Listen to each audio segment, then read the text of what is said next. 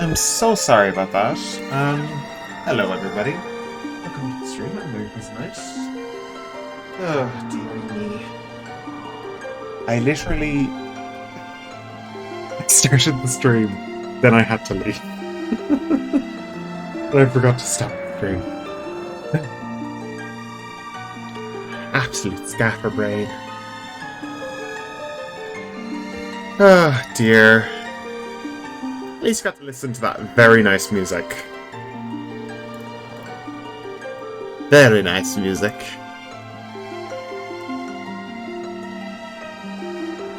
Oh jeez. Do. Hey. Oh dear. Let's just... Hello? There we go. Oh, that... What? Do I only have... Oh, I do. I do only have that item. Okay. Darn. Darn it. Okay.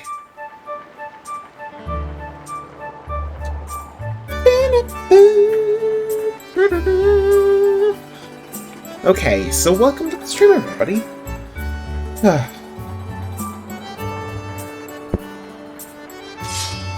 Okay, so... Okay, so that's how you use the sword. Okay.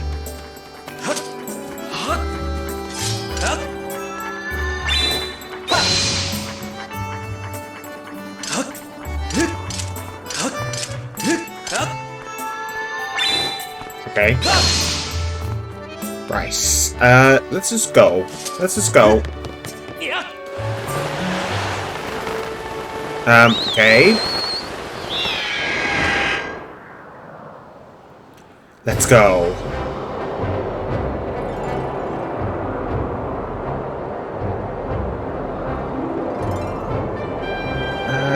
Okay. Where are we gonna go?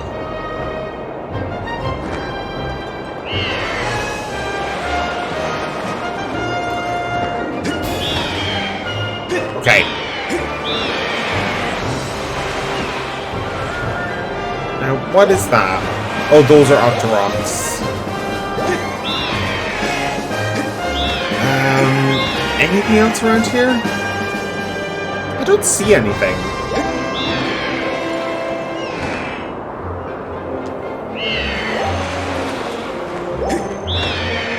Okay.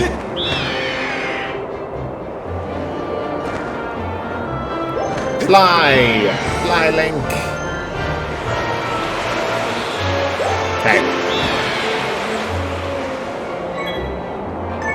Okay. Master Link, observe the green pillar before you is the column of light. It marks the point of which where you descend to the surface. You can confirm your current location by your location on the map. Please see its relation to Skyloft. Okay, it's right here. If you appear to be able to reach the surface by passing through the portal in the clouds at the column's base. Okay.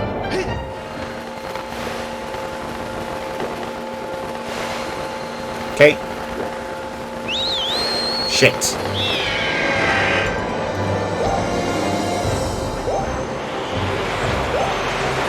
Okay, just get closer.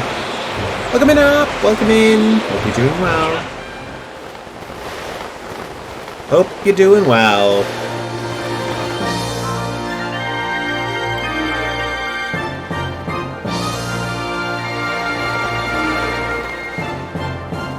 Here we are. Falling through the sky.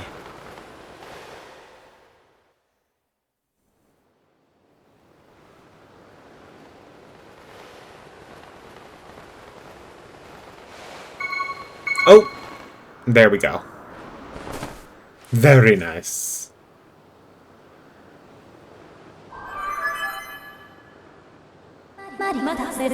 Master Link, we've arrived. This is the fabled surface that has been part of long since apart from Skyloft. By my calculations, you are currently in position in an area known as the Sealed Grounds. Sealed Grounds. I hate rolling text. I've always hated it, and I always will. The Sealed Grounds. So I'm guessing this is the Pharaon region. Okay. Please proceed with caution, Master. Okay.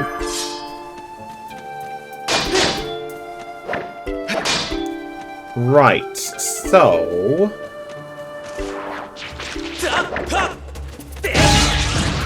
There we go.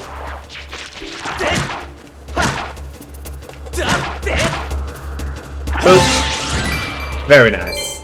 Text is already hard enough to read. Well, yeah, it's... Well, yeah, it's just cruel. Oh no. It's just annoying. It's just annoying. And the same thing happened with Pokemon. Like, if it's not going to be voice acted, why even have the text scroll at all? Oh.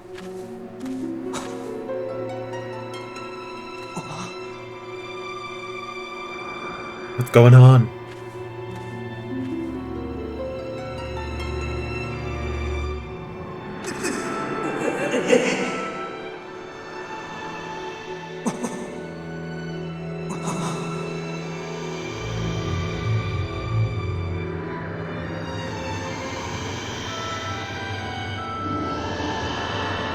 Ooh, whale boy.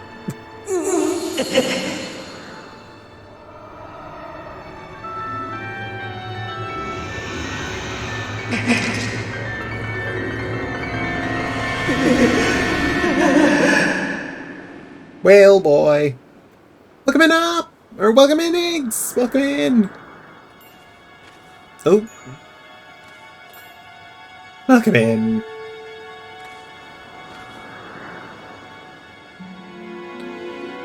I'm guessing that's going to become a problem. Welcome in, eggs! Hope you're doing well. I accepted your friend request. I just turned on my Switch to check, and that was the first thing I did before the stream started. Then I had to go for a bit. Cut the grass for money. Okay, there's plenty of parts around. I don't want hearts. I want frickin' rupees. Rupees, my man. Come on.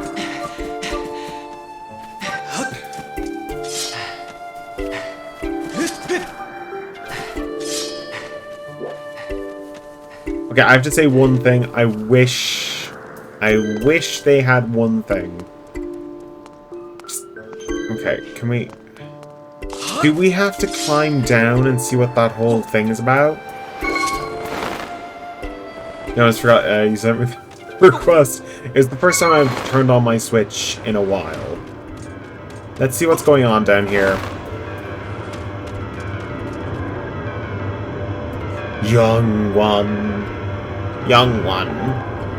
Child of destiny. Destined from the sky. Raise the sword of the goddess and skyward. Take aim and the evil aura and unleash the power. Its power. Okay. Okay.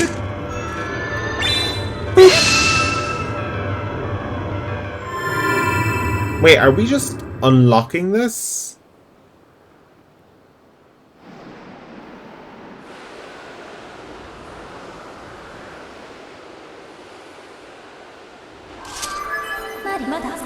Master Link, I'm sensing a change in the area that was triggered by your Skyward Strike. I have also detected an aura that correlates closely with the sail club. I summarize, this aura is Zelda's. I can I can lead you in the direction of this aura through the process of dowsing. Which, okay, sure. As you wish, Master. Dowsing is where I can detect the presence of an aura of something if you wish to search for it with the tip of your sword. You're doing well today. You had minor mental health break. Oh, yesterday had a good talk with your neighbor. 2 pointers. Yeah, it's one of those things. You need to keep in contact with real people, like people that you can see and talk to. It's one of the biggest things that I found when I was dealing with my own things. I just never talked about it, or even talked about anything. Like, in general, you just need to talk. And talking to real people does help. And I think just the worst thing about mental health problems is the fact that your brain tries to seal it off and just loves to close in on itself. Like, video games can help you up to a certain point. Real people do help quite a bit. And that's what I have to say about it. I'm also hoping that you're doing well, Iggs, as well. Besides that, it's the mental break yesterday. I know how that can be. Oh god, I know how that can be. Dowsing is when you can detect the presence of an aura or something you wish to search for using the tip of your sword. The nearer you are to an object emitting the aura in question, the stronger the response will be. This response manifests itself through vibrations and sounds. The direction of the object emitted in the aura is indicated by the purple pointer. You see? Okay? So it's literally Link's wolf sense in sword form. Hold up to select Zelda as your dowsing target. Then point the sword in the direction to search. I think I know where I'm going, but they want me to use this. It's up there, isn't it? Yeah, it's up there. Yeah, we have to go up to the temple. No doubt in my mind we have to go up to that temple.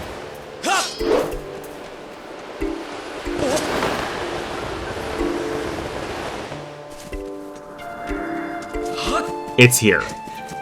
No doubt in my mind, this big Sheikah symbol.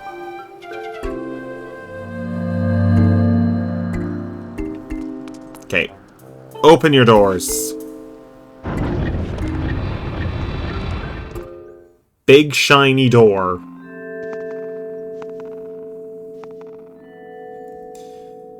Very fancy room. This is a very nice place to have a nap. We can have a sit.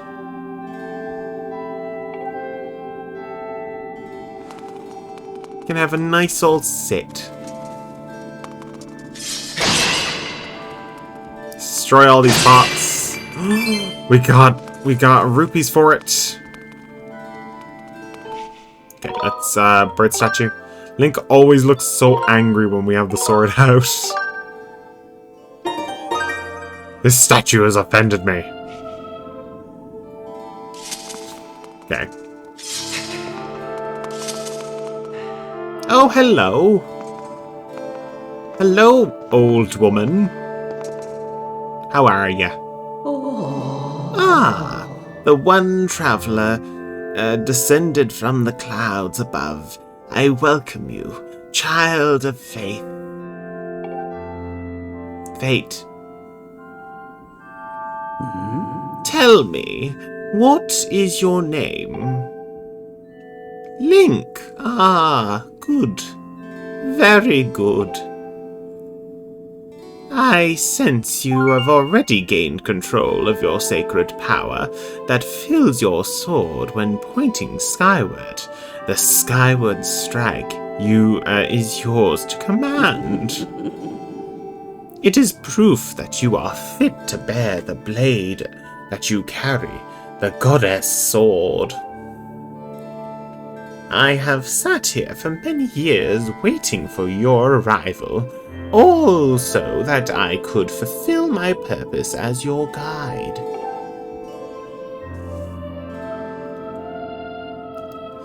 You stand under the roof of the sealed temple, a place built by the goddess an eternity ago. Your arrival was precedented many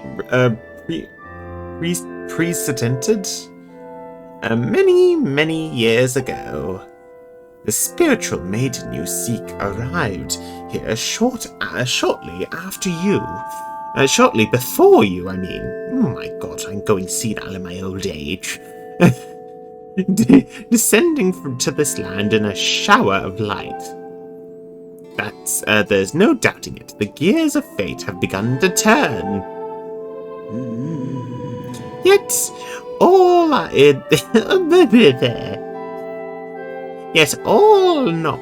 is not as it should be. The spirit maiden is not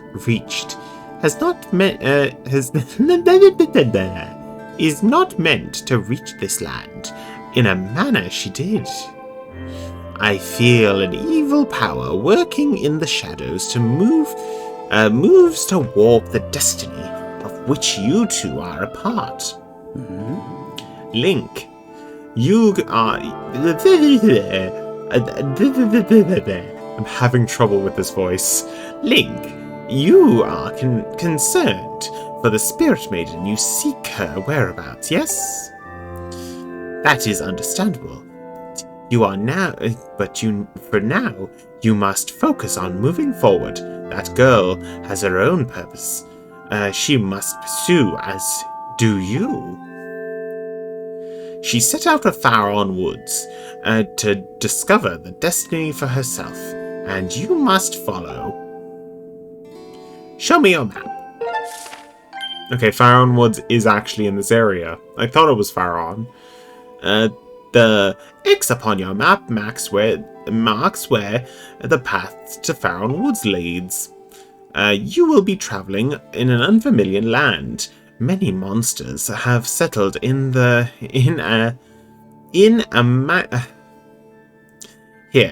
and a map may not prove guidance enough for your journey. Sarah, welcome in. I hope you're doing well. And should I give you the power to create beacons? When a beacon is marked on your map, a column of light will stand at the location, as it acts as a waypoint from afar. Point at the X and press A to set a beacon. Okay. You haven't set a beacon over... I have! Remove the beacon from that. What? How dare you, Impa?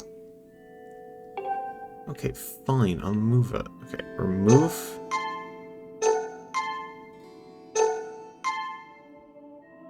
There. You done?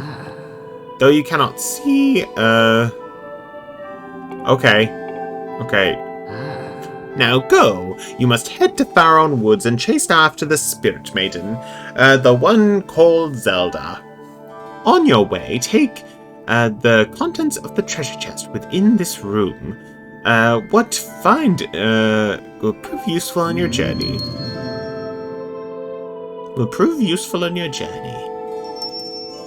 Thank you very much.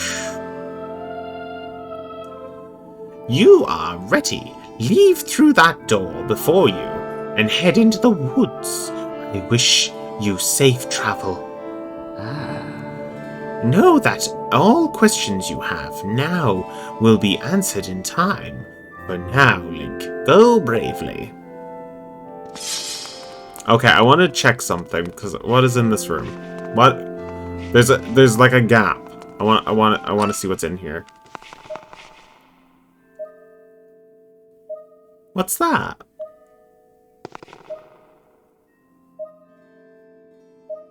What's that? It's also reacting. The Zelda Dows is actually reacting to this. Oh, it's reacting in that direction, but it's kind of reacting... Can you see something in there?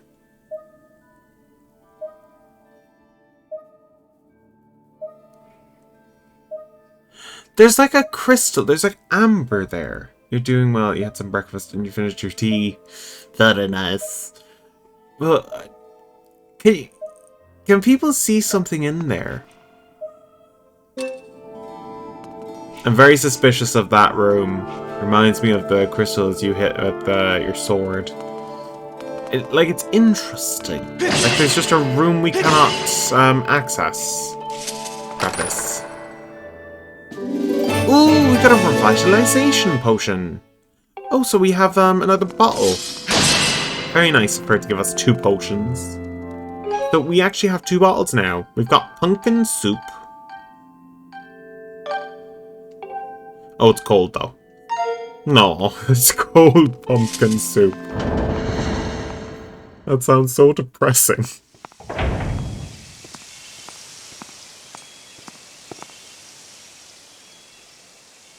Shall we unravel this mystery? We shall. Hopefully. Within the next few streams. Pouch. Okay, so that's what the pouch looks like. I think I can hear bokoblins. If I'm right, yeah, it does sound like bokoblins. They reused a lot of things from this game in like sound effects. We shall unravel all the mysteries. Of course. Wow, those are weird looking bokoblins. Out of my way! Scram! It's a Goron!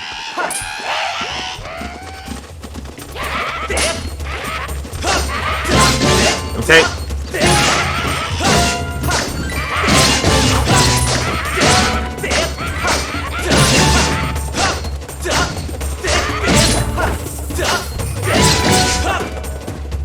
Okay. Woo! Thanks for jumping in there. Rescue me, bud. Thanks for rescuing me, bud. Just, who were those red pests? I did not expect to run into a pack of them in this peaceful forest. Same goes for you. You're the second time I've bumped into one of your kind today. I tell you, all sorts of weird things are going on here lately. Oh, I owe you big for taking care of those guys. So let me tell you something about something fascinating.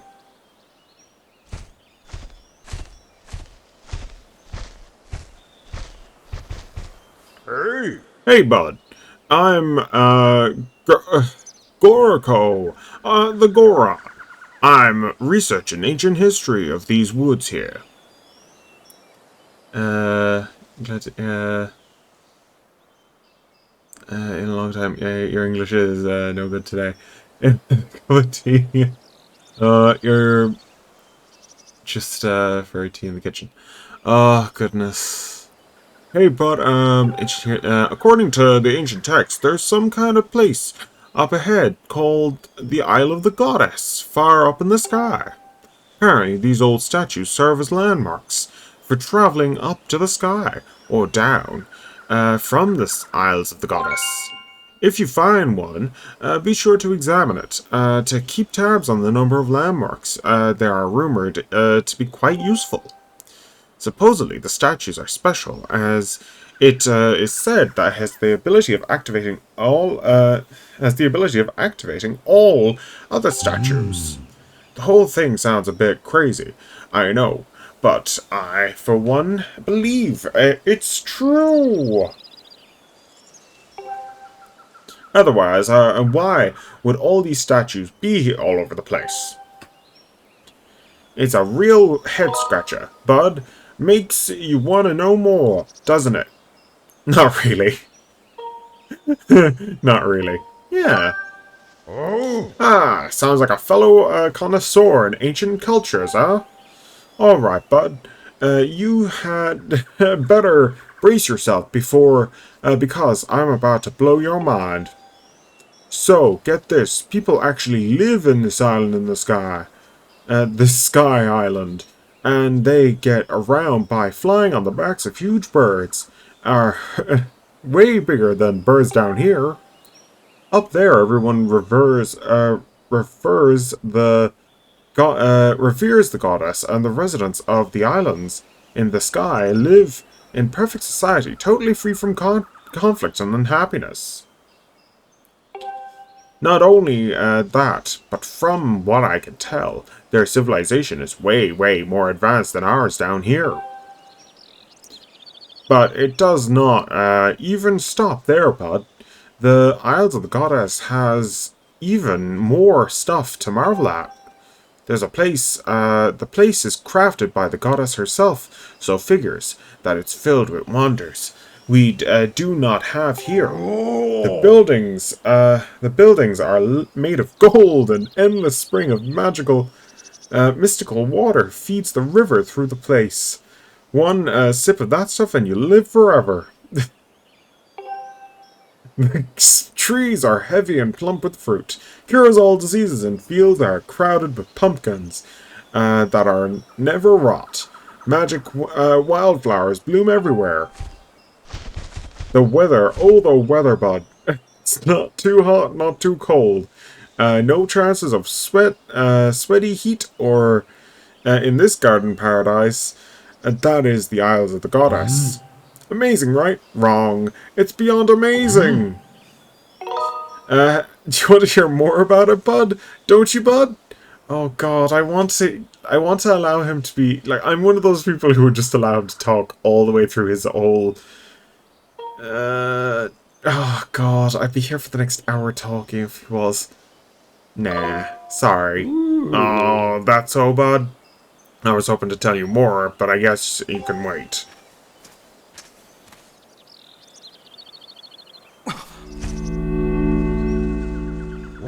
Wow! What in the world just happened? Did you use some kind of magic? The statue reacted the moment you got nearer to it, bud. How crazy is that?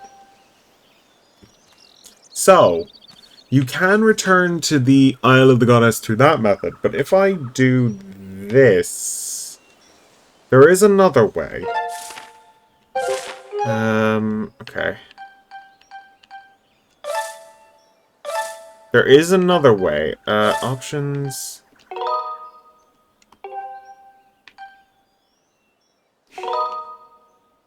Okay. You'll be able to use Amiibo accessory in this game after you make some additional progress. Okay. So... behind the temple. We can return to the sky or we can keep going forward. I think we're going to keep going forward for a bit. We don't have anything new, so we can continue going forward. Goro! Oh.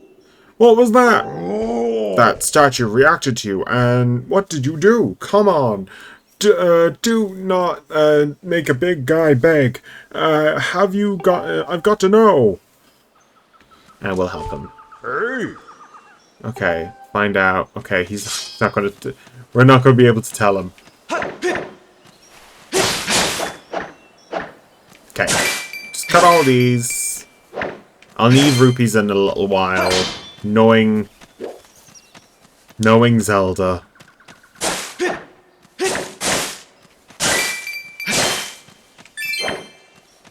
Boop.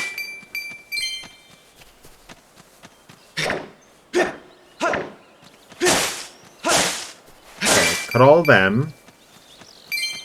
Why is it just... Okay. I don't know what's called... Oh my god. I don't know what's causing the screen to do this. I didn't mean to do that either. Options... Motion aiming...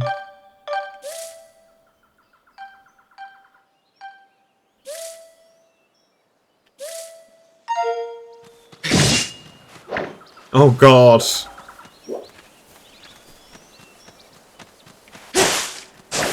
Okay.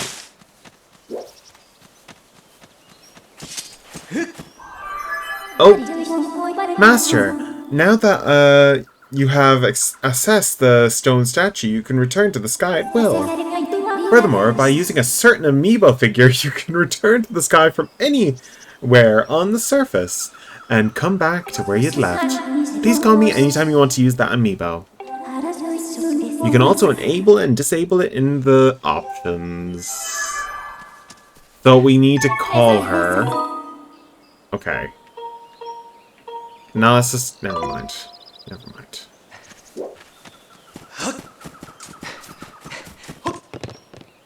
Okay, so I need to move this. Move.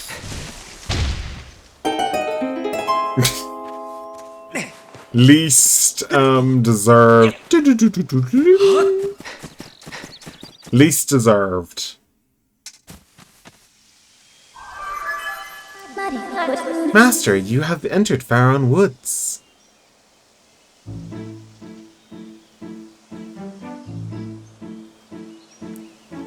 Faron Woods. This, peaceful waters in this region clearly sustain a large, this logical and, okay, it's large and lush with life, water resources attract people, and, okay, Faron Woods. Could barely read that because of frickin' rolling text. Why does the text roll? Why should it roll? Looking at the possibilities, it is extremely likely that Zelda is somewhere in this area. I recommend that to continue your search and using the dowsing ability to search for her. I'm not going to use the dowsing ability, it just seems a bit stupid. Okay.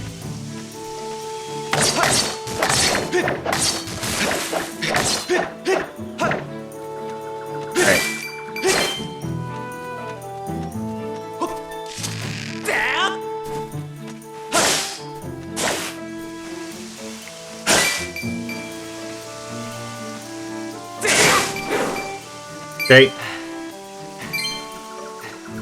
You like diary the option is made part of oh, dairy free. I mean, I thought it was diary free. Dairy free.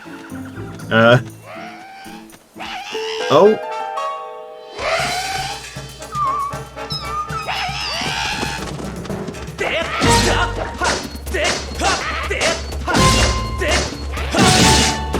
There we go. They're both dead.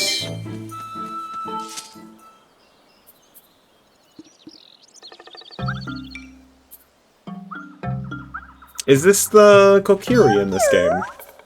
Maichi? Huh? It's gone quiet. Kiku! Now that's a green one. I didn't even know they came in green. Don't hurt me, Kibu. Gooey.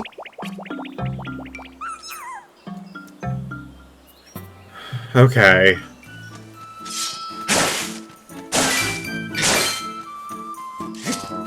Okay. Okay, let's just wait for our stamina to fill. Run!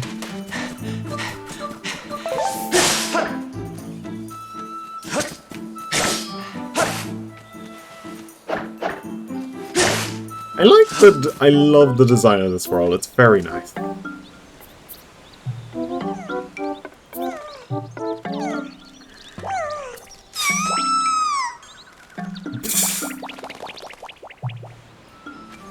Go!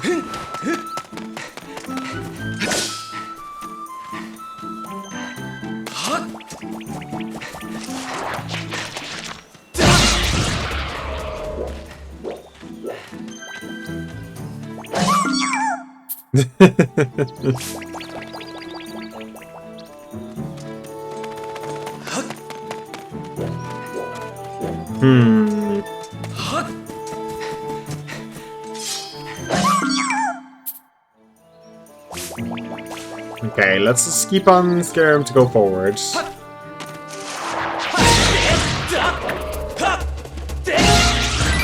There we go. Where did he go?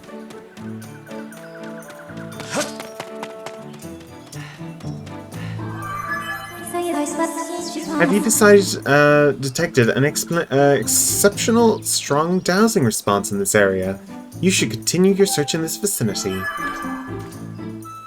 Okay, so we can't go that way. Go, go, go! Oh, there he is.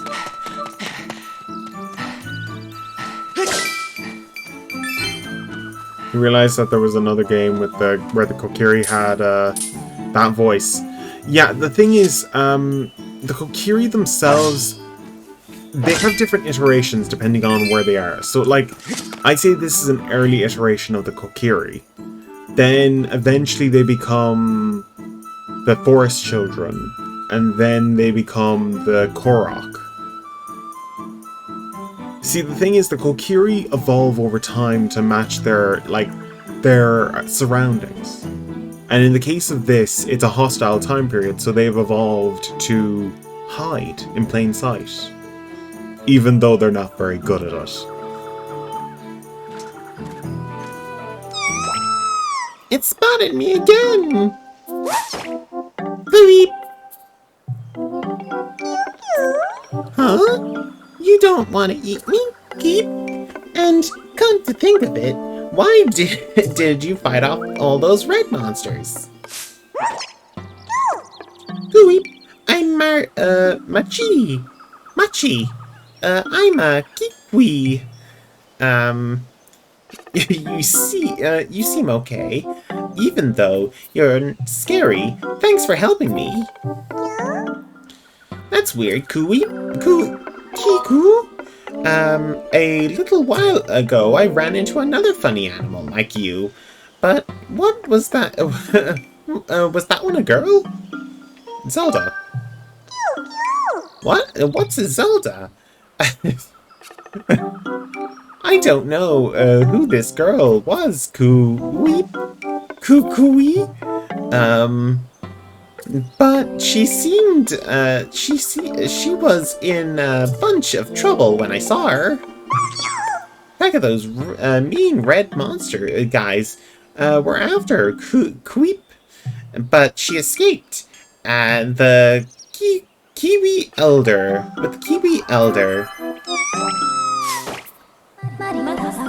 Master, we have objective obtain new information on Zelda's current status. This information indicates that she was assaulted by the monsters, somehow evaded their capture.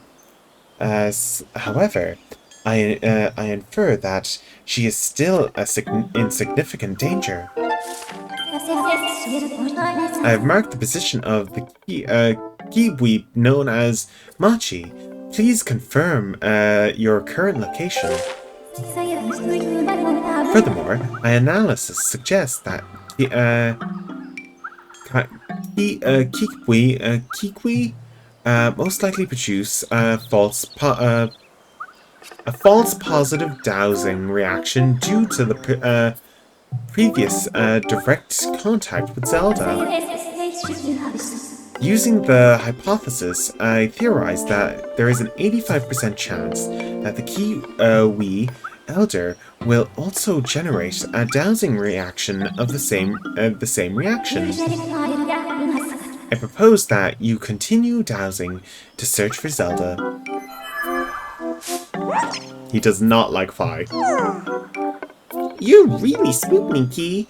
You keep some very strange company, friend. Bleep. It sounds like you're set on finding this friend and the Elder. If you're heading that way, would you mind telling our Elder that I'm safe? Cheer up, Cooey. I bet your friend is safe with our Elder. If he's anything like you, probably not. Probably not. Ooh! collectible. You got a relic amber. These ambers are colored chunks of precious stone and are found everywhere.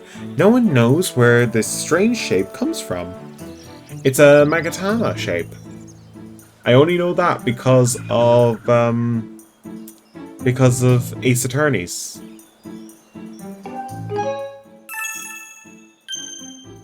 Which I can't wait to do again. We are planning on going back to doing those streams soon. I left it earlier on. Oh no, no.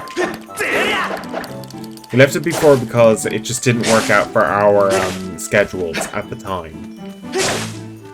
Also the fact that I was kind of going through, like, what should I do next with streams? It was kind of a mix of my problems and just life getting in the way of those streams. But we do plan on playing those games again. We're going to try and finish that game after... Oh god, after frickin' 2 years of trying to finish it? We've been trying to finish that game with 2 years. I went the wrong way. We've been on the same frickin' same thing for nearly 2 years. Same episode in that game for nearly 2 years. There we go.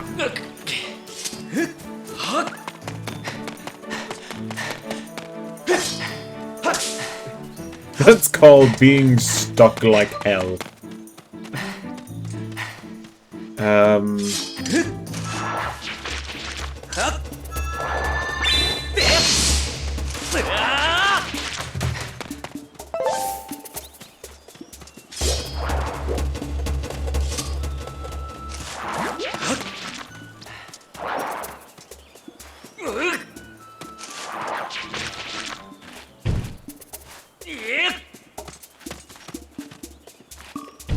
Boop. Yeah.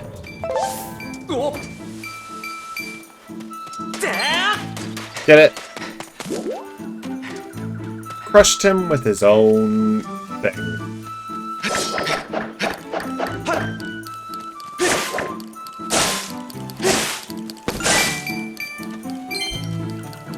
Boop.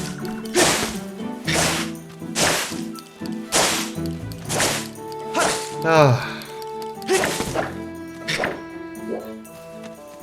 Oh. There we go. Monsters aren't too bad. Currently.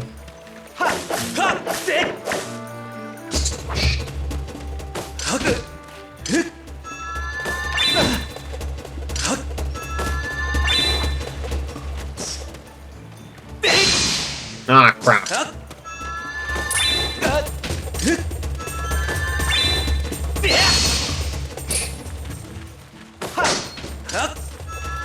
Okay.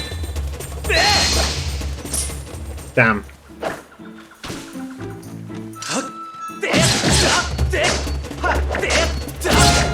There we go. Now, push this down. Another old amber. Very nice. Very nice of them to just leave a few of them lying around.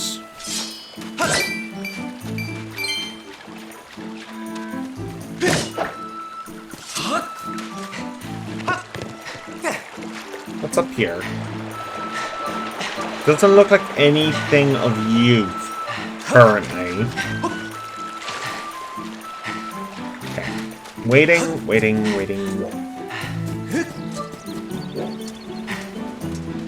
Okay, that's one thing I do not like about recent Zelda games, the stamina meter. I know it's supposed to be realistic, but god.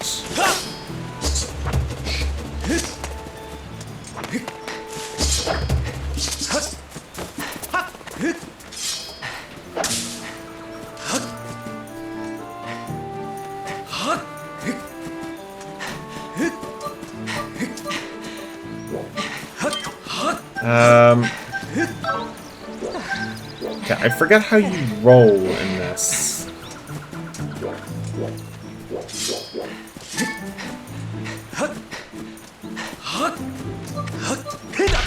There we go, I figured it out. Oh, that...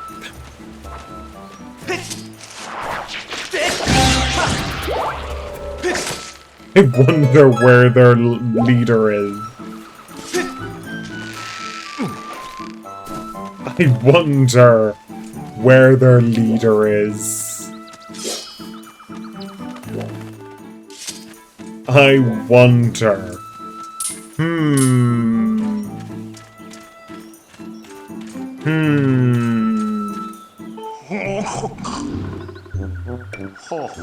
Who here? I am Bucha. Bucha. The Kiwi Elder. I saw the way you spotted me through the my ingenious camouflage. Key. You are clearly a master woodsman. Others like you? Where's Zelda? Zelda? Ah, the girl creature with the blonde hair. Yes, she looked like one of your kind. Yes, she was with me. But now is not the time for such talk. The woods are full of monsters. I am worried about my missing tribe. The shock and the worry have made my memories of the girl quite hazy.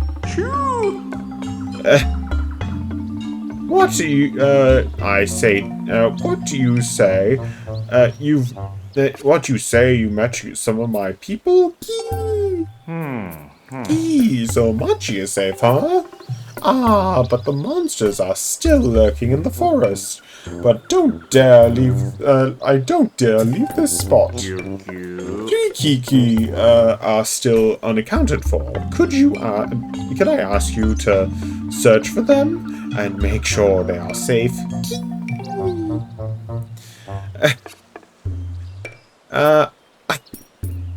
I'm worried sick for my fellow Kiwits. Kiwits? Is it Kiwits? Kikwits? Weird name.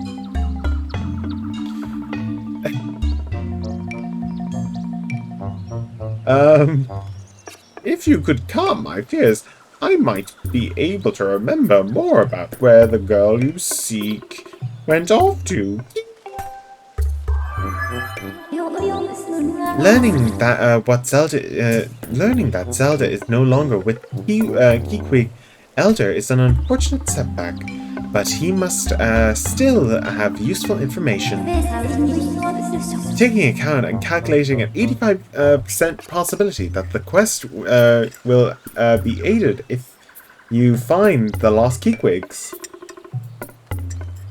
For the Elder. To expedite your search for these forest-dwelling creatures, I have added Keekwigs to your dowsing options. There we go. Do you need No. No thanks. Additionally, I will mark any Keekwigs discovered on the map and disable the dowsing reading for them. That way you will not revisit the same Keekwigs. This concludes my explanation, and are you ready to begin your search for Keekwigs? So, we can douse, but I'm not too worried about dowsing. Currently. They're probably hiding in plain sight. You found a berry! Okay. Should have really caught him in a bottle. Okay.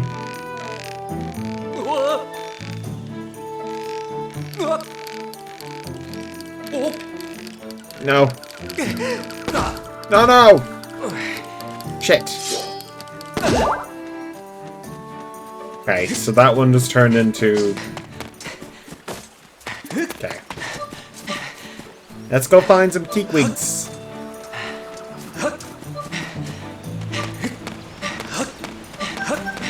Let me guess, this is the first temple. Store sealed shut. Sealed shut, I tell you.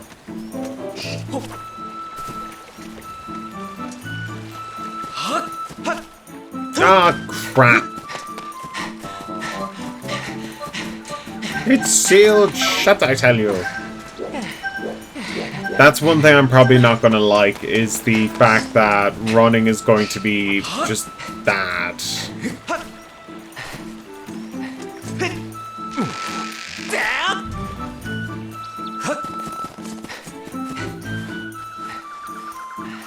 Okay, head over here. Jump, jump.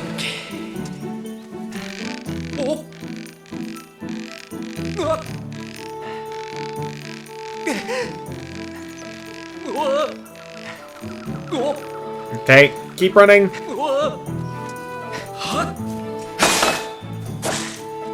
Okay. Head down here.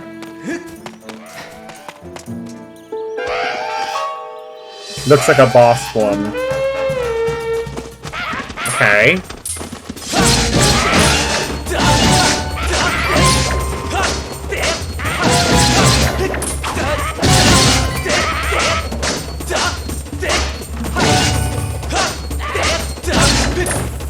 You know what? Screw it. Go this way. There we go. Ah. Kiwi. Oh god. You fought off all those red guys. Does that mean you're a good guy? See, I've got a problem. My legs have turned to jelly and I can't get down. Think you could help me keep? Okay. We're gonna do it the only way Link knows. I'm so sorry. That's the only way Link knows how to get everything down. Ouch! That was effective. Anyways, thanks to you, I'm safe. Kiwi beep. Really, the Elder's worried about me? Well, I guess I'm glad to hear he's safe. Cooey. Coo. My name is Lopsa. If you see the Elder, can you please tell him that I am... Oh, keep... my legs are still shaking. Okay.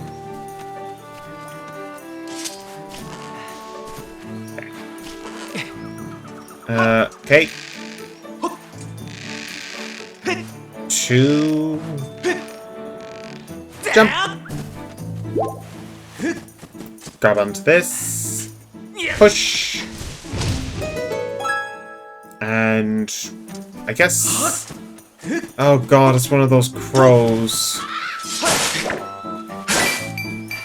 There's one thing in this world that's going to be constant. Crows.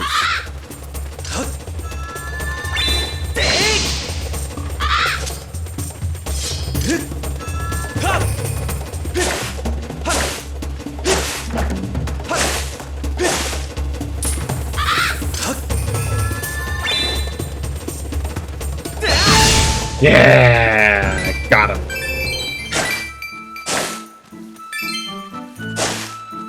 Wow, that small wallet can really store a lot for a small wallet.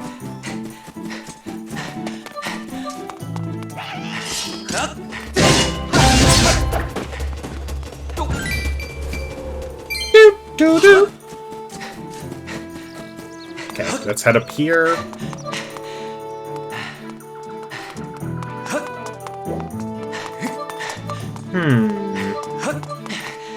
Oh, that's a point for the Skyward Sword.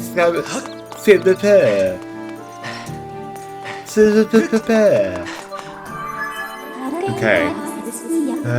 This area commands an excellent view. Utilize it for the quiz. Okay.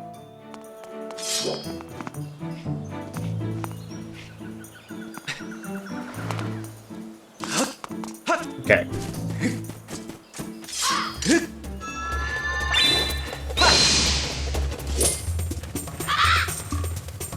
Okay.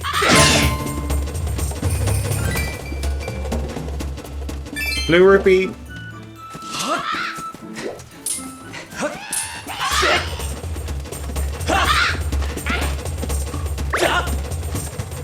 Oh, the little shit tried to shit on me.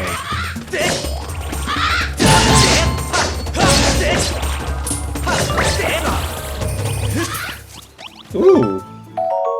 You got an ornament skull. This simple, slightly remarkable fashion statement bears the bokoblin symbol.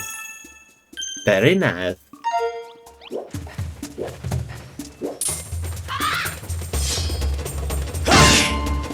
Very nice.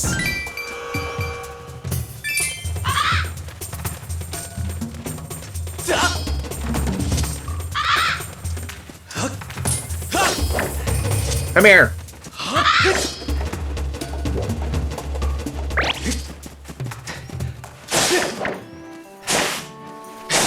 Okay, just keep cutting.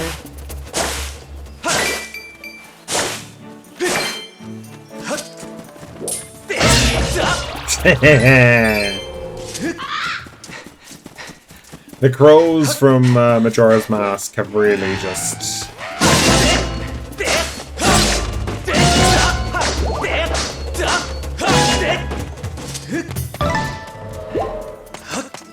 Okay, very nice.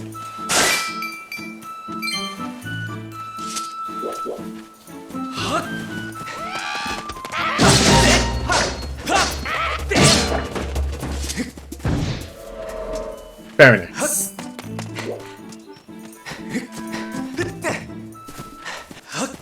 Okay.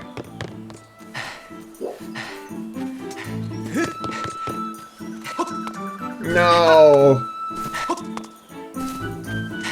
So I can't get that amber for some reason. There's probably going to be bunches of ways doing that. Ooh!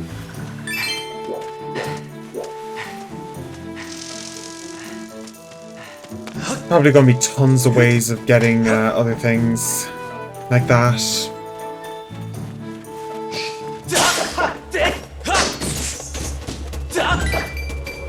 Oh!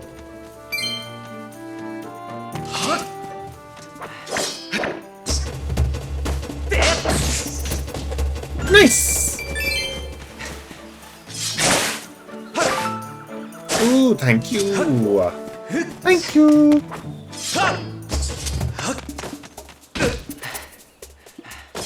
Okay. Oh no! No! No! Piece apart! Okay, just wait for my stamina to recover.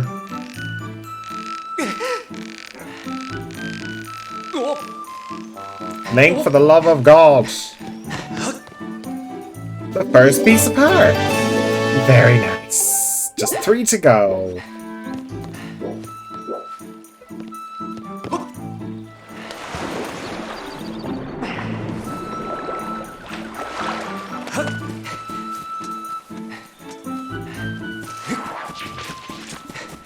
Okay.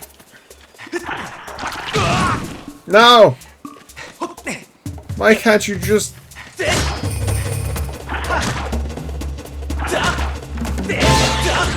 Very nice. Grab.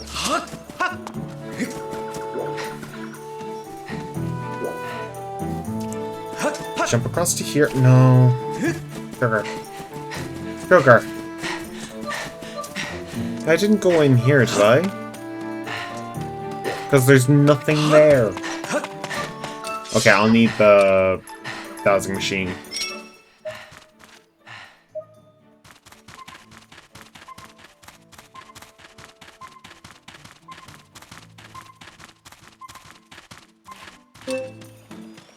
Okay. Head this way.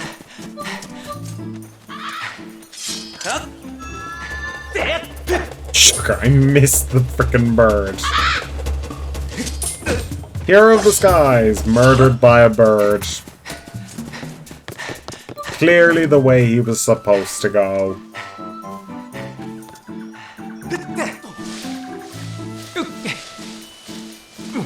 Okay.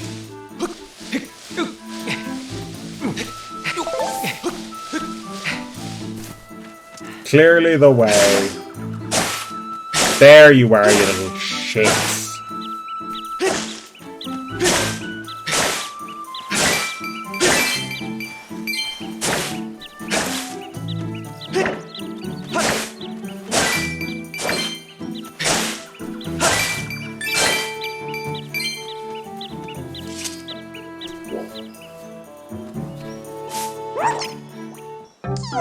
I've been discovered, and here I was thought I was in a good hiding place. Keep.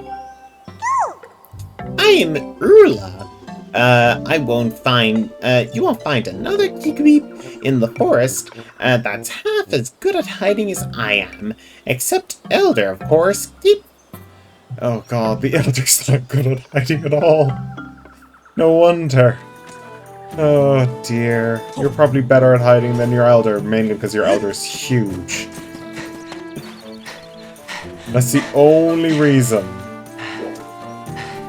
No, it's probably because your species doesn't really need to hide.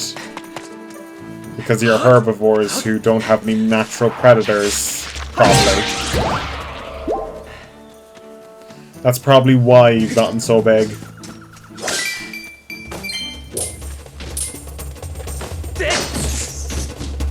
Herbivores with no predators just equals giant herbivores.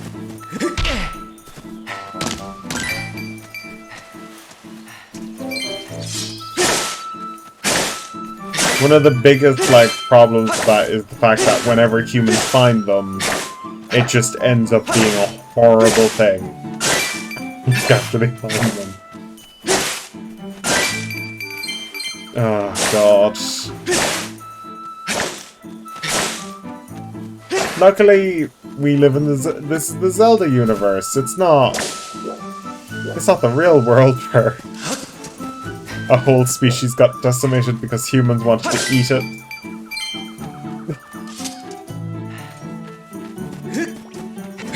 Because it was so delicious that they just couldn't stop eating it. Oh god, the poor giant tortoise. For anyone who hasn't actually heard that story, it's horrible. They literally, every time they went and got a giant tortoise, by the time they had gotten back to London, they had eaten it. Because they couldn't resist. Like, what the fuck? Oh, the poor tortoise. Don't eat me! I taste terrible! Let me go! Huh? The Elder's worried about me? I'm glad to hear you save the poor tortoise. Literally every time. And also there was another thing. That they could actually, like, these tortoises were apparently very good for long voyages. And the problem was, it was because they came pre-packaged. Because their shell made it easier for them to be stored on the ship. And they could, like, have water within them for longer periods. It was sadistic. They could literally just stack them up. It was horrible. Oh, God. Like, it was actually horrible. It was just horrible. These poor tortoises. Oh, pre-packaged in their shell. That's literally how they described it. Oh god, natural selection at its best. And it was Darwin's whole thing. The Galapagos turtle got eaten by his crew and him. Like, holy shit. Like, these creatures suffer from gigantism. Like, they are huge. Making them, they're born, Is a frog? Is it? Yeah, it'd be just wish they were a frog. It would be better if they were a frog. The tortoises themselves were an amazing creature when they were that size. They had no predators, and the same thing happened with the dodo. The dodo is probably the most famous bird of all time. Be decimated by people out searching for it to eat it, and animals eating it because humans have introduced predators into a system that shouldn't be. It's happened all over the world. Like, take for instance, like my own native country of Ireland has had the problem of the grey squirrel, which was not native to Ireland, being an invasive species, killing off the grey squirrel because of a disease that they had. Same thing happened in America with the people coming over to America with smallpox and that, and giving it to the natives. Or the people who were there before them. Can't really... Oh! Curtis Curtis! my stream with 2 views. Welcome in! Poor Dottie, love the... Oh yeah, the freaking Dodos and Legacy! Welcome in, Curtis. I hope you're doing well. I'm gonna do a shout out. Exclamation mark. F-O. At the Curtis. Welcome in, Curtis. You're good. Welcome in. You were doing Boomen.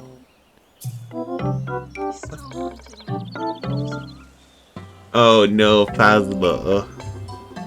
I'm doing well. We just started talking about gigantism in creatures. And these creatures are definitely types of creatures that would be suffering from that. It just ended up talking about Darwin and his Galapagos turtle problem. You hunger so... Okay, have a nice lurk. And have a nice bit of food. I need to get some water a second. I have water here. Just need to fill up my cup. So I'll be just 2 seconds. Sorry, I should really be talking, but like, ugh. Just got a big bottle of 5 liters of water. 5 litre water bottle, and I have to drain this within a week.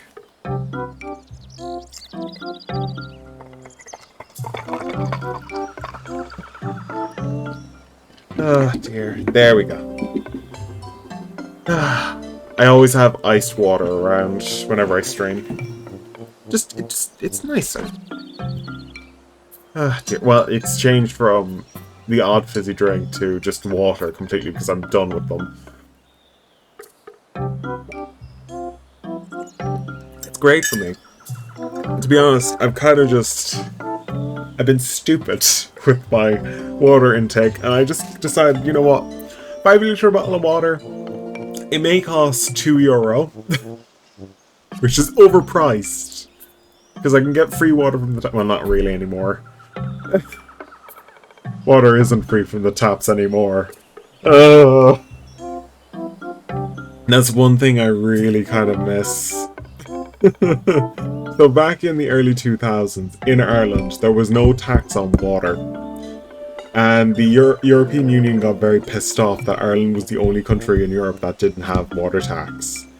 And they just butted their heads in, and Ireland just said fuck off. Honestly. For like 4 years, and Ireland had to introduce it eventually, but they couldn't introduce it fully. And the company that they brought in to do it was met with so much controversy. They had been selling water to Spain as well, the same company that was brought in.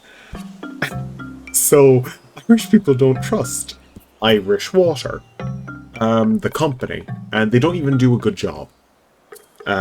There's repeated disruptions with water constantly since they've been put in charge.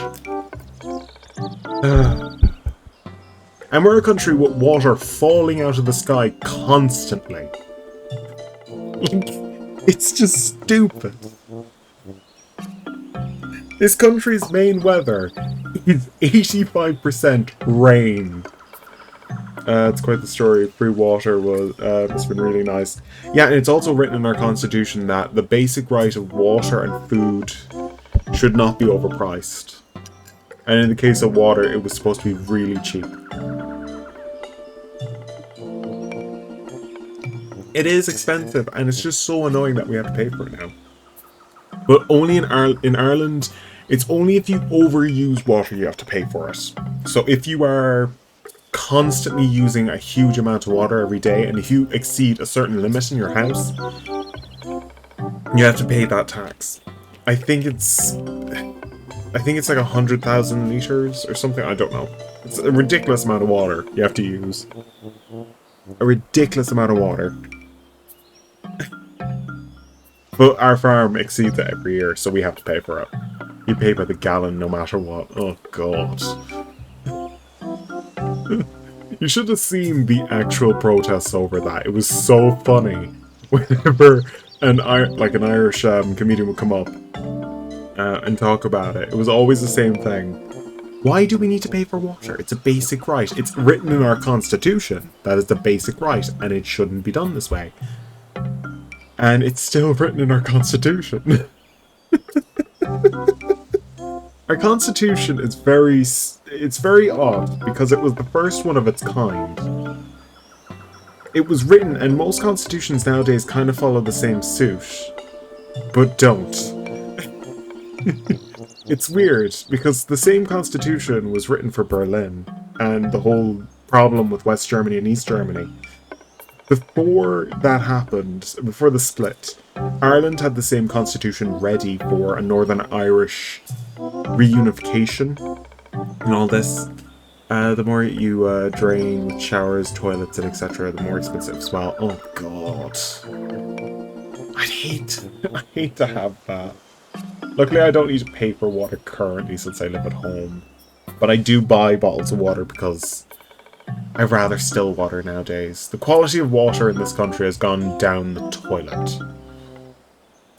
It's gone down the literal toilet. It used to be chlorine, just added in the smallest amount of chlorine. Now it just tastes like shit. We used to get all of our water from a local lake. All of our water. Because like our area is like supplied by the local like freaking water treatment plant, which is very close by. So as a result, our water was always the freshest it could be, and it was so nice. But now that place is shut down, and now it's just a big old.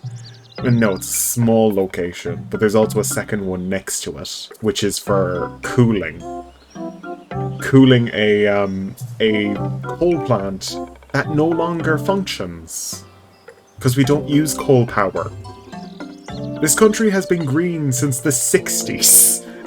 The only coal plant has shut down. Oh god, it's so weird, this country. This country has only been green since the 60s, which was when they built a big water dam in Shannon called Ardna Crusha. That powered the entire country for 30 to 40 years, and it definitely powers a majority of the country still. And the rest is done by wind power. And they're planning a massive, like, wave power farm on the coastline as well. It's ridiculous. It's just ridiculous how much power we use. And the ad for the ESB, which is the national broadcast of power throughout this country, is literally, at the current moment, is like a sentient washing machine talking to a woman who's talking back to the washing machine saying, do you think it's time? And it tells her, is it windy outside? And she just says, yeah, it's a little bit windy. She goes, oh yeah, it's right time. Go on. Go on.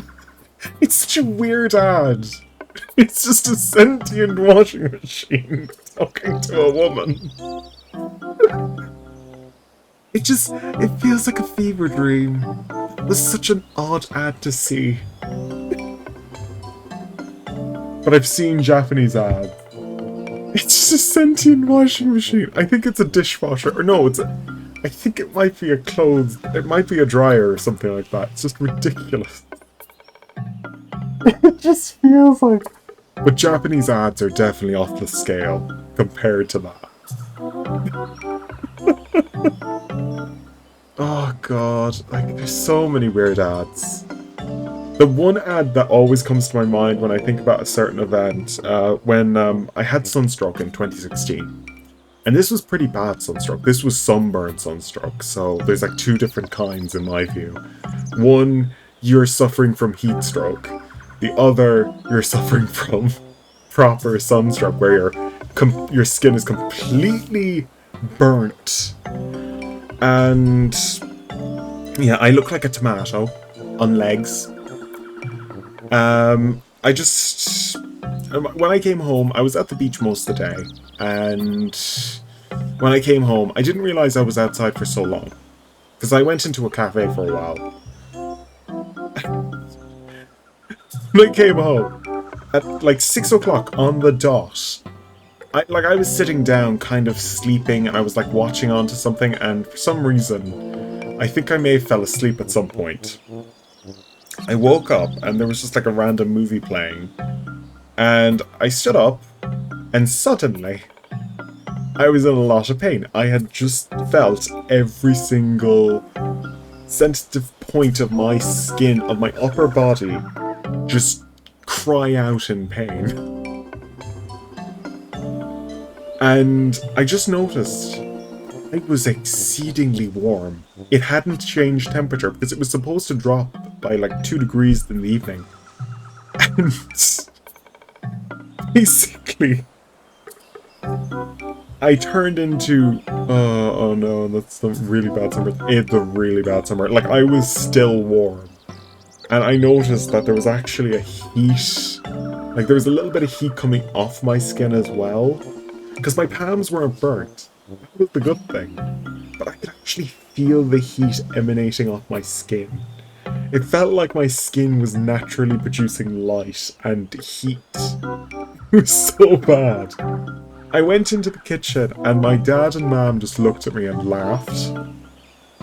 You start radiating heat like you're a mini sun. And it does look like a mini sun because I actually kind of glow in the dark when that happens. I can actually see myself a small bit. If you're walking around at night and you're sunburnt, kind of see a slight illumination on your skin. I've noticed, especially when you're suffering from sunstroke.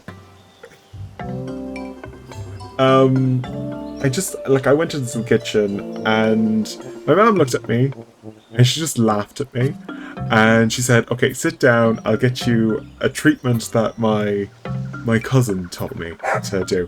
And she got this jug of, you know, those like tubs of Greek yogurt. She said that this is the best cure for,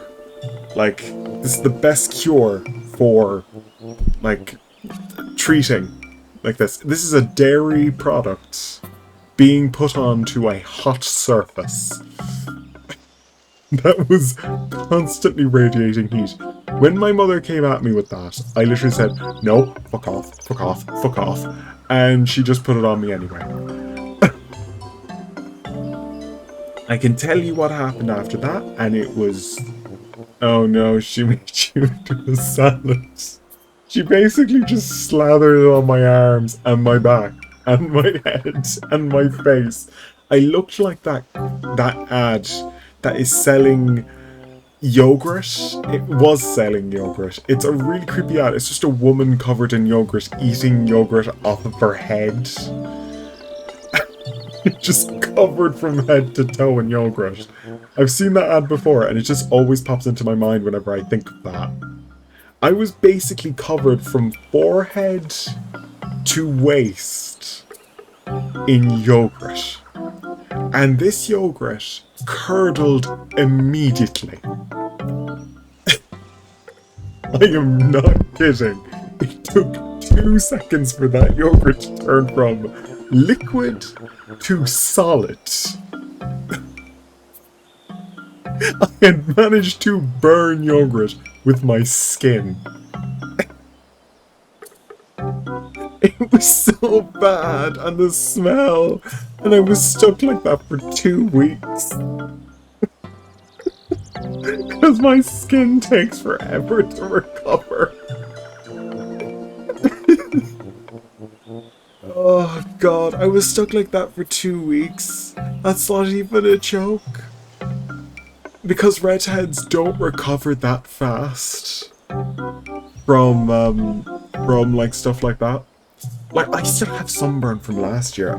Like, and that wasn't even a bad year for me because I was inside most of the time. Because I spent most of my time inside and I managed to escape the sun mostly. And with all that yogurt, you needed a cherry on top of your head. That was my hair. Because my hair wasn't covered in it. My hair is red. Okay, I'll actually quickly move over to my chatting screen. But like, you can imagine, head, like forehead all the way down, covered in white yogurt. Every part of my face, just my eyes, out, my nose was covered, everything. And the only part of my freaking body that didn't have yogurt on it was my hair. Like, it was so bad. Oh, God.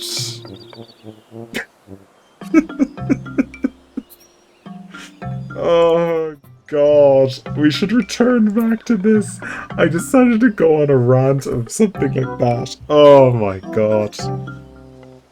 Oh, dear.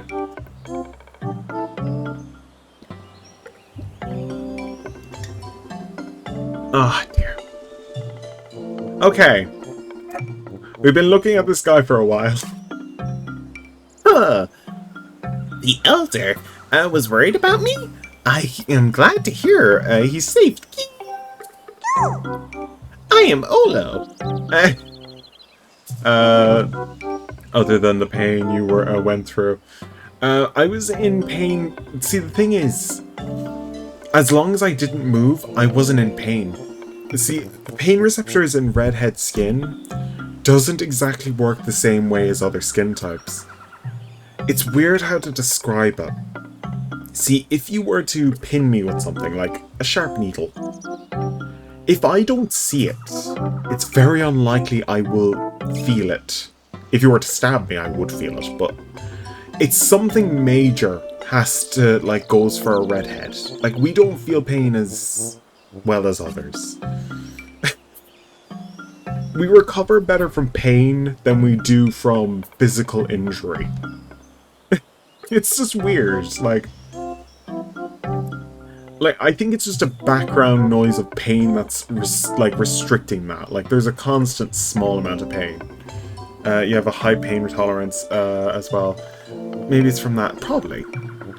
But I just know that redheads are famously better at keeping pain. It's usually very hard pain that will get me. And most redheads are the same. It's weird. It's weird that redheads just have that. My friends used to call that my superpower. Be able to absorb a huge amount of light, then turn into a mini sun and feel intense pain constantly. That's my freaking superpower. All redheads have the ability to absorb the sunlight twice as fast as you. Something genetic that's really cool. It's really stupid too. It's a stupid genetic power to have. Just stand in the sun. Be a flower for a bit. Like, if I was green, I would probably be the perfect flower. All I need is chlorophyll. I'm perfectly fine.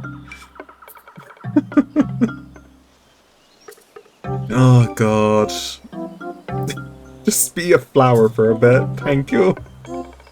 Oh, dear. I am Olo. If you meet the Elder, could you tell him that I'm here? Keep weep. I don't follow. I don't know if it's safe Yet. I'm sure I'm gonna stay here a while longer and wait for those monsters to go away. If I'm not detecting any other additional dowsing responses in the area, I suggest you go speak to Kiwi Elder. Kiwi Elder. What was that just now? Don't scare me like that. Okay, okay, head down here. Head this way. Just have the superpower of turning into a ball of fire.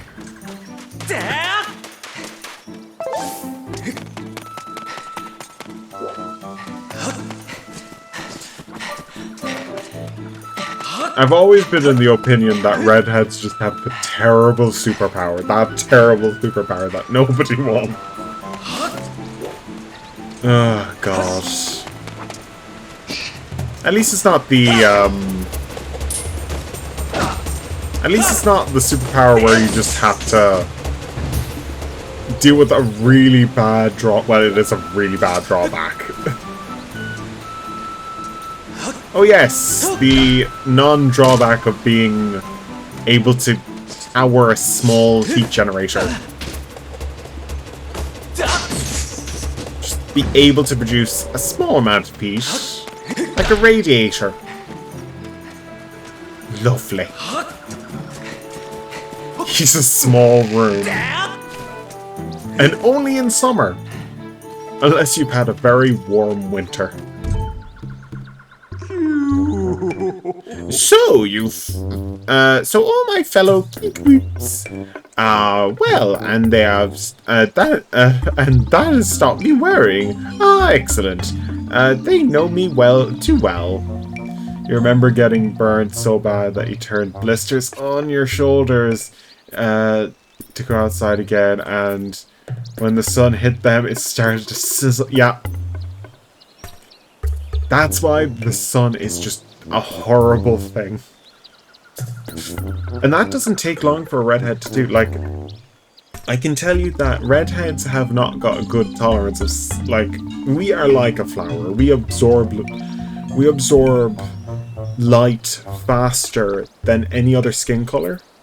It's weird because our skin tone is very much like the albino skin color, where it just absorbs light constantly. No matter how dark it is, we're still absorbing a certain amount of solar energy into our skin. Vitamin D is not my problem. Whenever somebody says you need more vitamin D, I'm just saying, vitamin D is not my problem. Vitamin D is my enemy.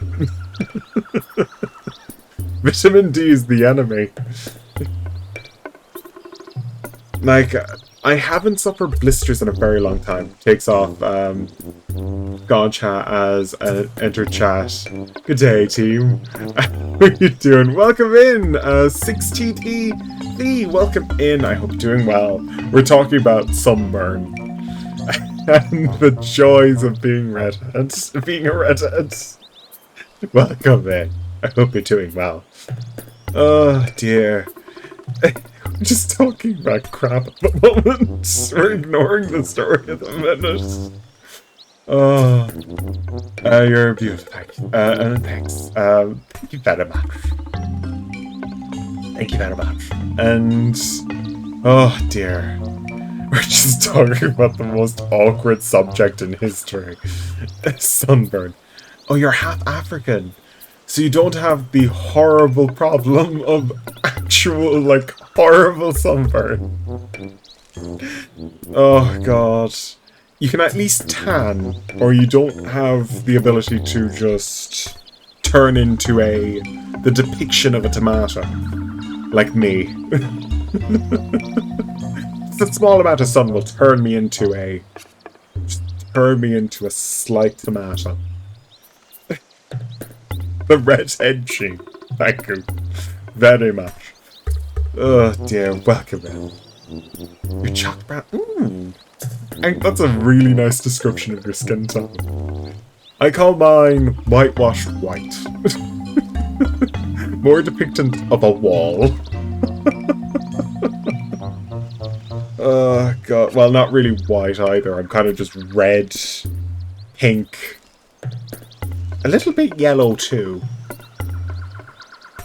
But that's just because my skin tone's constantly covered in shit. The cow farmer in me. light farmer's tan as well.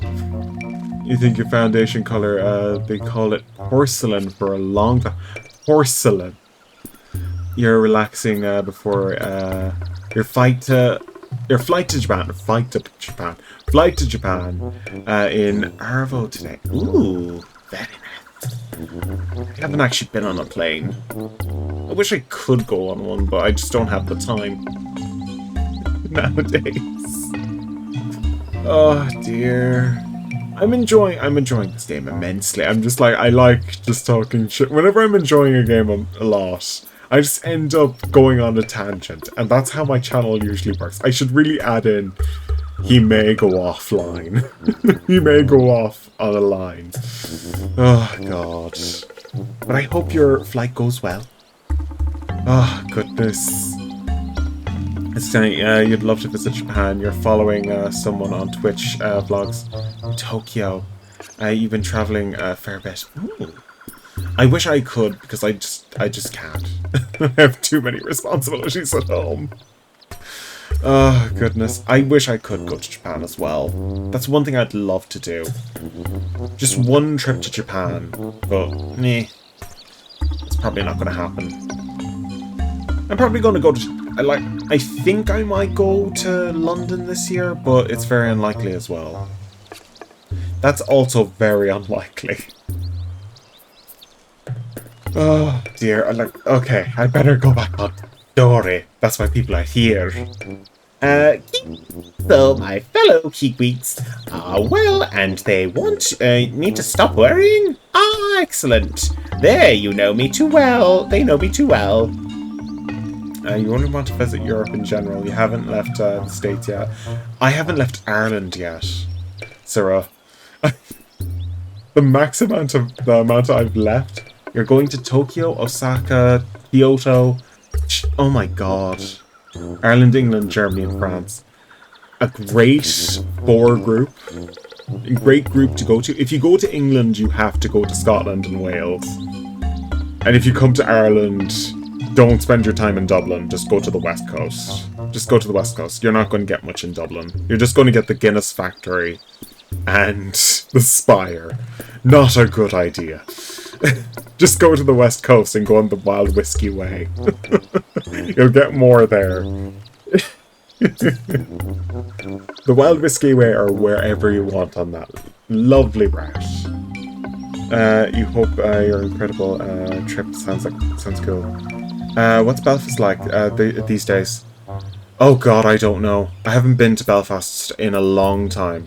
Yes, Scotland as well. You have a lot of heritage there. I'd love to go to Scotland. I'd love to go to Scotland. I'd love to see Nana Salad. Love to meet her once.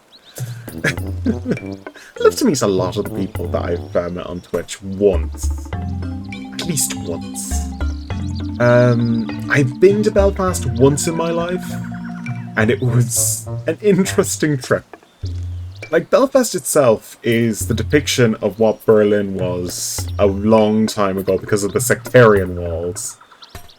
But it's a very nice location. Can't deny. Very nice location. I just haven't seen it in a long time, and I don't think it's in a good place at the moment. Especially with the current situation. Oh dear, I should continue on with the odd...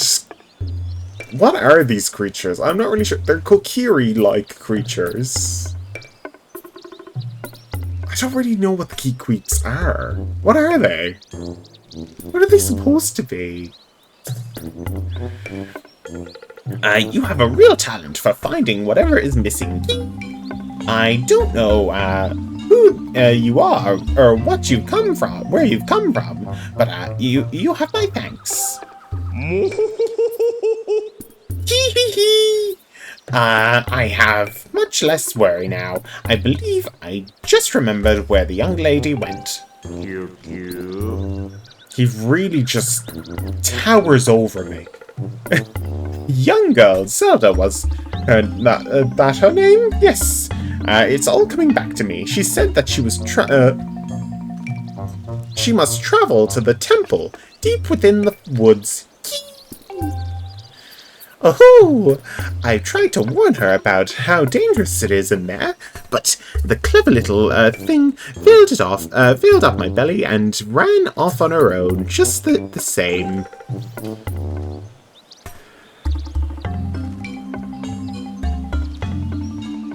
Oh. You told Uber driver from there during that time, and they great guy was doing Uber in West Virginia of all places. To be honest, the Irish are everywhere, even Northern Irish. Like, we are everywhere. We are everywhere. If you go far enough, if you just look in any city around the world, there's at least one Irish person. We are, like, around the world, there's at least one Irish person. In my general opinion, there will be a Irish person somewhere around you at some point in your day. If you live in a city. It feels like it. Because we've been all over the frickin' place. Oh, God. But, like, yeah, he must have went through a lot as well, because the Troubles are dark. They're a bit dark for this game. Oh, God, that's a very long bit of history that only ended a couple of 20 years ago, at least. Oh, God. Like, we learn a lot about that in Irish history. It's a big part of our late history. Like, late in the sense of the late 60s up. But it wasn't good. Like, it's like the late section of our major part of history, which is mostly us trying to escape the British for 800 years. Of constant struggles. From Wolfe Tone all the way up to Eamon de Valera. Oh, God, Wolfe Tone was an interesting man. He went to France, he got an army, brought it to Ireland. The ship sank on the coast, went back to Spain, managed to get an armada. They got shipwrecked. Though you hear Ireland is moving into an unification. It's not official unification. It's currently in a situation of, let's just say this, it's kind of grey, and it's always been grey. It's kind of the factor of, like, if the Northern Irish want it, they will get it. The Irish have always been open for Northern Ireland to rejoin Ireland, and having a unified Ireland. We've always been open to it. In recent years, it's kind of just like, we don't have the financial situation to help them. Oh no, if they rejoin us. But we could have helped them. But in the case of Scotland, it's the same sort of situation with Scotland. We're happy to allow them back into Europe. We'd be the first people to welcome Scotland back into Europe. With open arms. The good old Celtic north of England. Scotland is the great place. The great old place. Filled with all lovely men. All lovely men and women. Oh, God. But Northern Ireland, it's kind of a grey area that we don't know what's happening. And it's all down to the Unionist Party. The Celts shall rise up again. We're kind of happy the way we are. We're not like Eastern Europe at the current moment. We are just happy to exist. Oh, God. We've existed for thousands of years and we're not going to die out that quickly. Our culture is a bit weird. Oh, God. It's such a weird culture. We're just weirdos. We're just the weirdos of Europe. We're just on the edge and we just exist. Oh dear. I think I helped, Jesus Christ, I keep on getting diverged. You love the Irish culture. Irish culture is a weird one because we hide a lot of our culture from foreigners. Because our culture gets weird. When it comes to certain things, like the family unit in Ireland may seem abusive outside of Irish context. Thank you, 06416 TTV. 6416 is now following. Oh Welcome god. to the guild. Like, the Irish mother is not just the patriarch, she is the ruler of the house. With an iron fist, she will make sure you turn out to be a good person. Otherwise, you're going to meet her at the end of a claw, aka a towel. She's going to slap you with a towel. That's what she's going to freaking do. She can use that as a weapon. Not like a wet towel, but like a dry kitchen cloth, the size of a small napkin. Not a small napkin, like a table napkin that you get at a thing.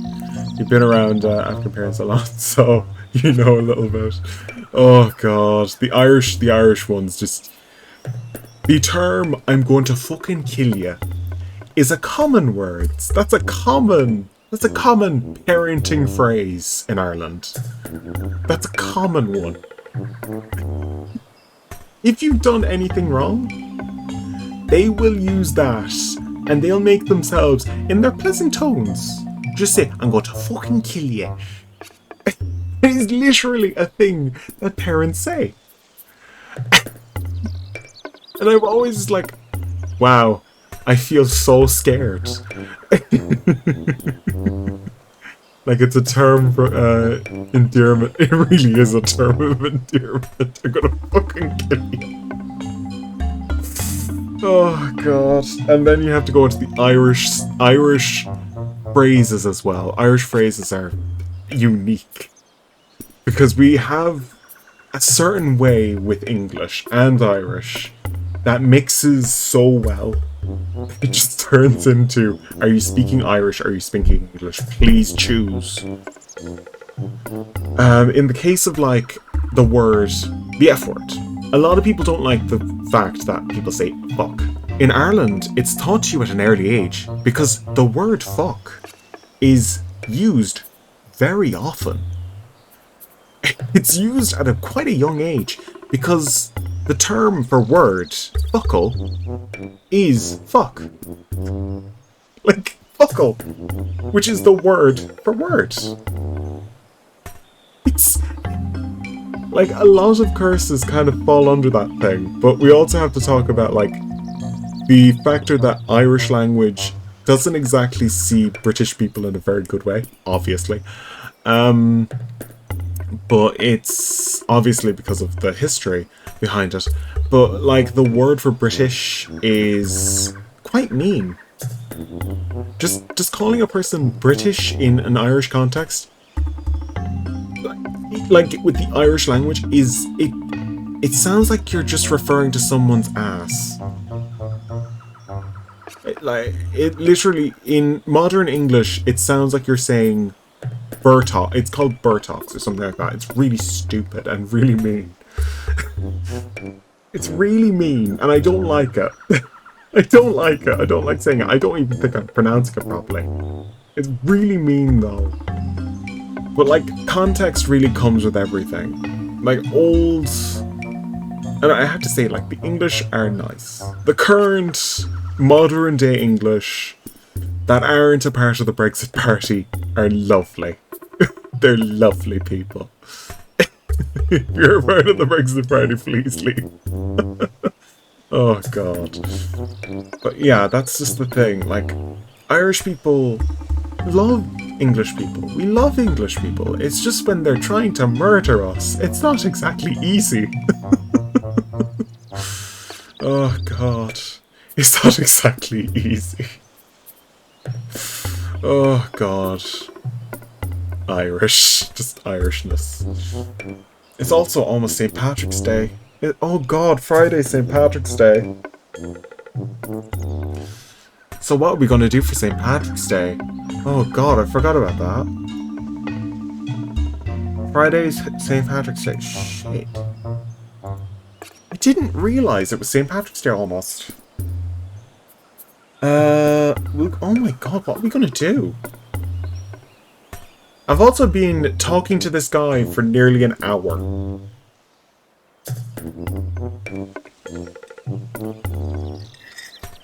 At this point, it's just a chatting screen. It's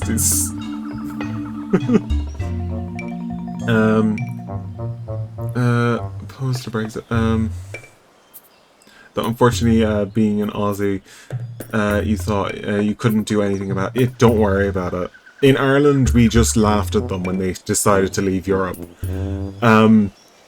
That's what we did, because we couldn't stop them. We knew we couldn't stop them. But when they asked us to join them, the politician, aka Bertie Ahern, one of Ireland's most top politician and negotiators, he was also Taoiseach, which is Prime Minister here at one point. He was literally... The Brexit Party asked if Ireland would join them. He outright stared at the man and laughed his ass off. In 2016, a month before the Brexit thing happened. And when Ireland actually heard it, the entire country laughed at him, laughed at them as well. The entire country joined in on the joke. It was like, if an entire country is laughing at the party that decided to bring up Brexit, like, the actual concept of Brexit was laughed at by an entire country a month before the vote. A country that you asked to join you. It was just so stupid. Like, if your next door neighbour laughed at you for buying a giant ass car that is going to be stolen in the morning, and it was stolen in the morning, I think you should have realised that. Like, it's just kind of... It was like, that's the whole thing with Brexit. It's just needless. It was needless at the time. And to be honest, once they left Europe kind of had a really weird surge of productivity and expansion afterwards, and Ireland just got richer. It was just so stupid. It was a stupid thing to happen. It annoys the hell out of me because I have to, like, Amazon doesn't actually operate in Ireland. They operate in Europe, but not in Ireland. They only operate for Ireland in England, and a lot of companies do that too, especially Nintendo. Europe is out there living their life. At the current moment, it's kind of tense, but we're kind of expanding a lot faster than England will ever do again. And there was a joke from an Irish comedian a couple of years ago that about Brexit that said, Europe will only allow them to re-enter, and this is sarcasm obviously, but if they rename themselves Very Sorry Land. It would make me laugh if that was actually used by a politician. Just saying, the only way you're going to be able to re-enter Europe is if you call yourselves Very Sorry Land. I would just love that. It would just be the icing on the cake. Of course, it wouldn't be brought in, but I just love if a politician just said that to them. Out in public. It would cause the Prime Minister at the time to lose their shit. But I just love that little bit of spice. Irish political history is hilarious because we just took the piss out of the British for like 200 years. When they did the Act of Union, we just took the piss. We ruined England for it. rename it so that for the years they were out of Europe. Very sorry, lad. Just for a couple of years. Oh, God. Oh god, I'm so sorry to anyone who's been here to watch this game. It turned into a just chatting stream all of a sudden. I think she was heading down towards the temple. I can't remove this now because I've just decided to chat throughout this. I can't. Oh god, could you imagine? I could. Just make it a lurid yellow. Just make it the most awful passport in the world. Just have a lurid yellow and it be very sorry land stitched in a very awkward way.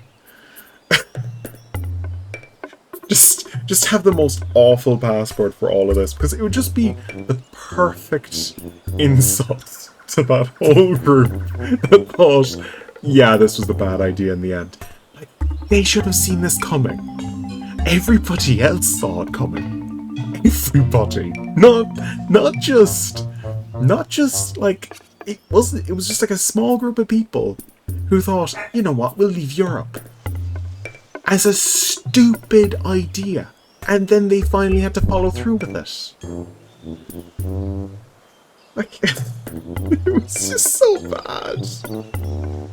And if, like, Northern Ireland does rejoin, I'm not going to really comment on it. I just, like, it's going to happen. It's always been in the cards. But, like, and at the current moment, it's very likely. It's very likely. If you look at Irish history, it's just...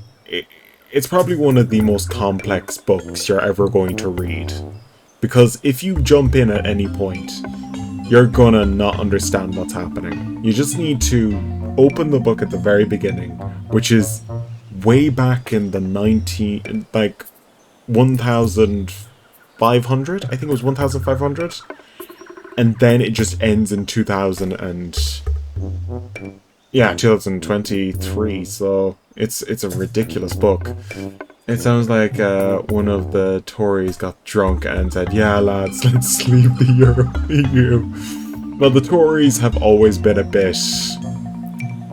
Let's just say, Irish history really goes into how stupid the Tories have been over the last 800 years. They've had very few good Tory politicians. There's very few. Because a lot of them are just very rich and very stupid. Like, they've only produced a couple, and those couple have been very good at their job, because they actually studied for that job. A lot of them were just tossed into the political party. Oh, I just love political history. Because that's what I had to fucking study for 5 years. Political history. If you have a good teacher, they can make it real fun. Like, they'll throw in little facts about people like James Peel, a politician that was around during I think not Eamon whatever, it was not even a part of the political spectrum. Around Parnell or Collins's time. Michael Collins, or... I think it was Michael Collins. Well, he took... No, it wasn't Michael Collins. It was Eamon de Valera, Zelda ASMR, whilst discussing Irish history. You're not complaining, but it's awesome. Well, to be honest, Zelda's a very Irish-like game. A lot of greenery, a lot of very weird history, and it's very complex. And it starts way back in the early BCs. It's a bit weird, the contrast I could give. Especially the fact that they use the Irish goddess of fertility as Link's main horse. Like, and the fact that there's like a lot of names pulled from Irish mythology used in games like this. It's just interesting. But yeah, like Mr. Peel was known as Orange Peel mainly because he looked like he was just a stupid name he got from the Irish politicians. Whenever he came up to the podium, they just shouted Orange Peel, Orange Peel, Orange Peel in the House of Commons. But like the House of Commons itself was built on Irish redwoods, not redwoods, red oaks, which are also known as blood oaks, that can only be found in Cork. And there's only a few left. There's only a few of them left, and the House of Commons made up about the rest of the forest. You love the Japanese were fans of the Irish folklore. Irish folklore is batshit crazy. And it's been around for a long time. It's very, like, Japanese. Like, if Japanese people like anything, it would be Irish mythology.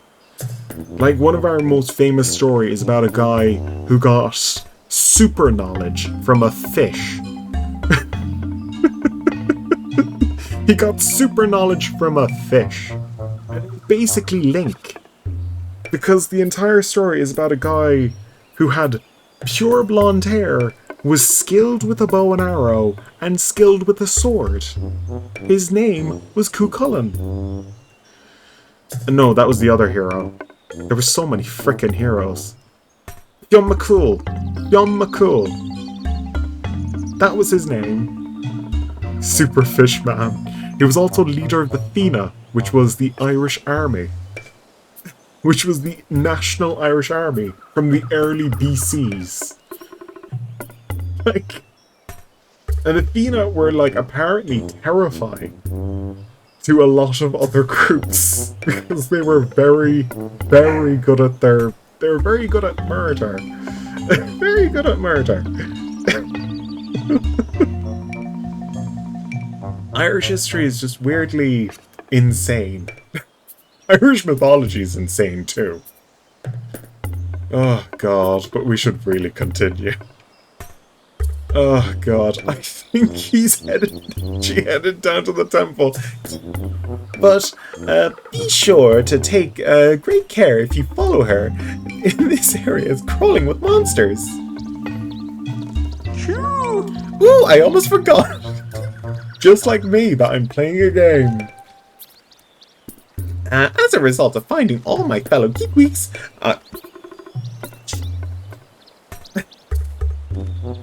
precious Geekweek heirloom. Let me fetch it for you right now. Pardon me for a moment.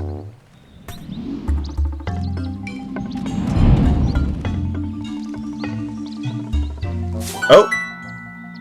Oh. Climb on my back. You got the slingshot, a projectile shooting weapon that flings Deku seeds at the foes. The hard seeds will stun your enemies. Very nice.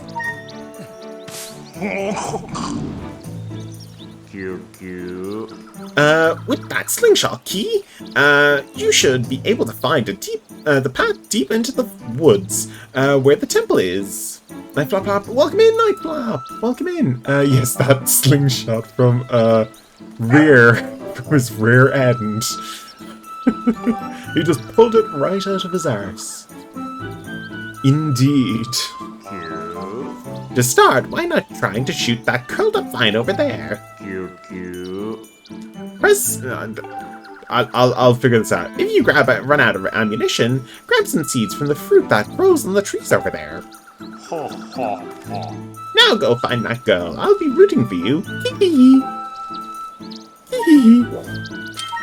Okay, so... we've been discussing Irish history for so long. Yeah, and we've just been standing there for literally an hour. Just talking. Oh dear, but I could go on forever about Irish mythology and history. Hey, Bokoblin!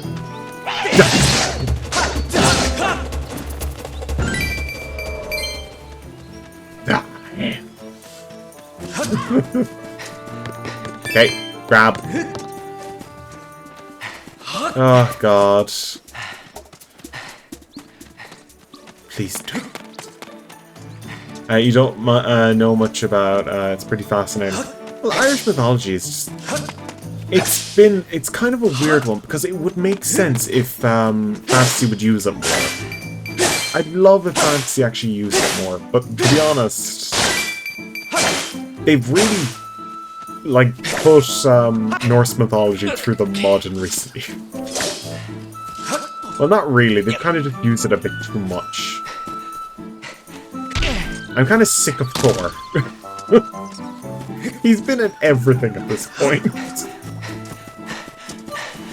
Like, do people agree with me on that fact?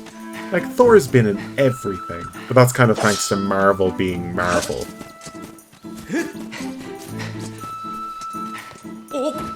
Like, imagine if they made a story, they made Thor into a joke. They really have. But to be honest, like, Irish mythological figures would actually love a good joke. Especially good old Dagda, who is the Irish god chieftain.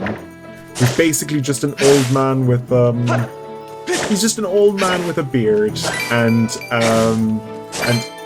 from what I remember, it was a flute or a tin whistle or a fiddle. It's one of no, the harp. It's the harp. His symbol's the harp. Because his whole thing was peace and harmony. Because most Irish people have always strived for peace and harmony throughout mythology.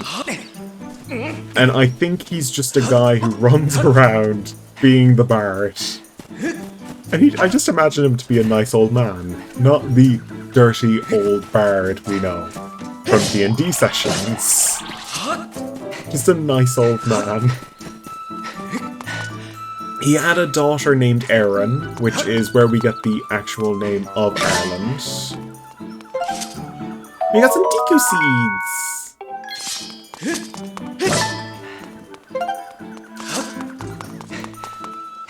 Like, if they decided to do, like, a dark story from Ireland, they'd have to eat, like, an Irish mythology thing. They'd have to play the characters of, like, Dagda and that, and Mob, and all those characters. Mob is the fairy queen, and she's a very mean person.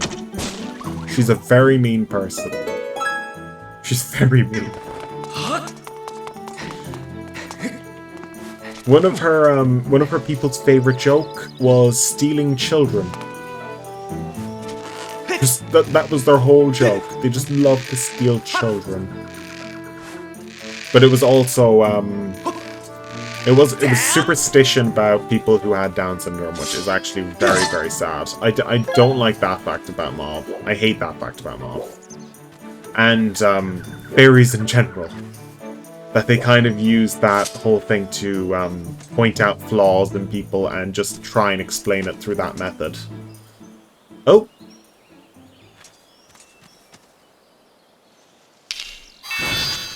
Oh dear!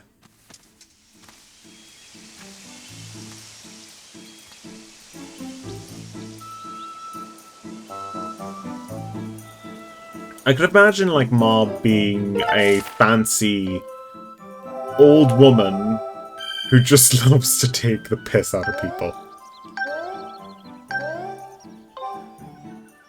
Oh, God. Bits of it that sounds familiar. You probably remember it from the story of Oddlings.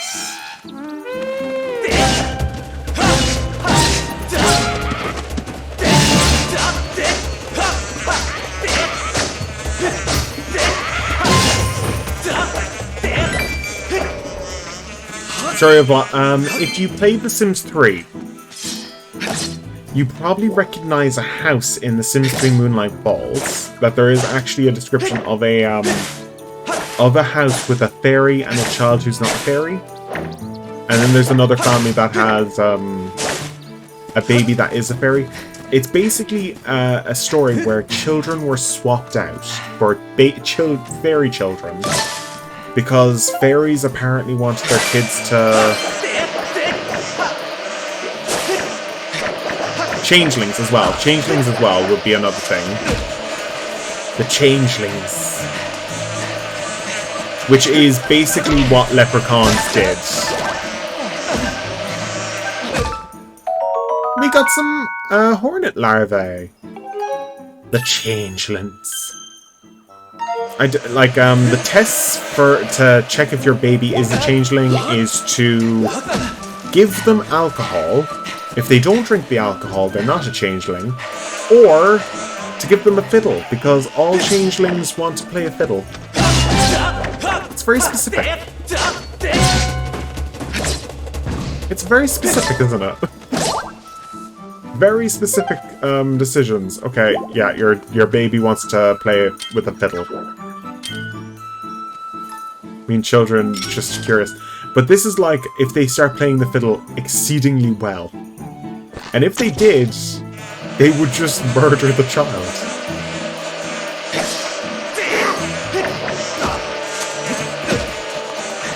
So Link is a special super fishman, and Zelda would be Erin.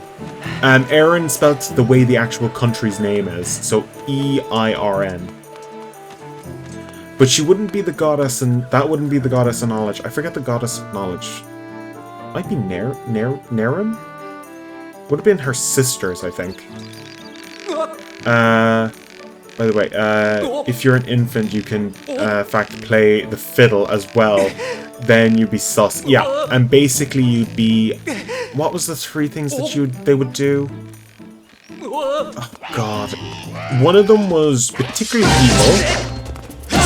Specifically, they would either boil the child. This is a newborn baby. Or just put them in a stump and hope the baby starves to death. Mythology can be really depressing. Oh, God. I'd be really depressed if that actually happened with kids. It'd be really sad. This also comes from the country that had the king who decided to sleep with his horse to produce the goddess of fertility. Yes, Epona comes from a man and a horse. Bestiality. That's probably one of the most weird factors of that name.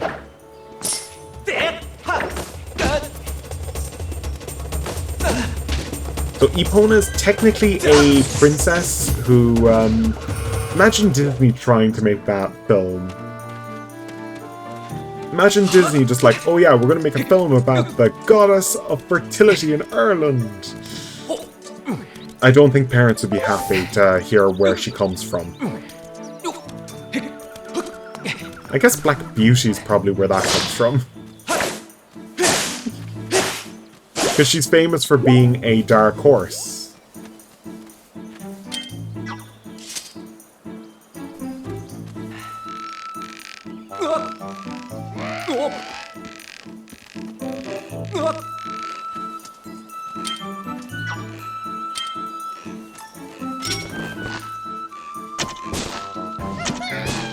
Ha! Beat him!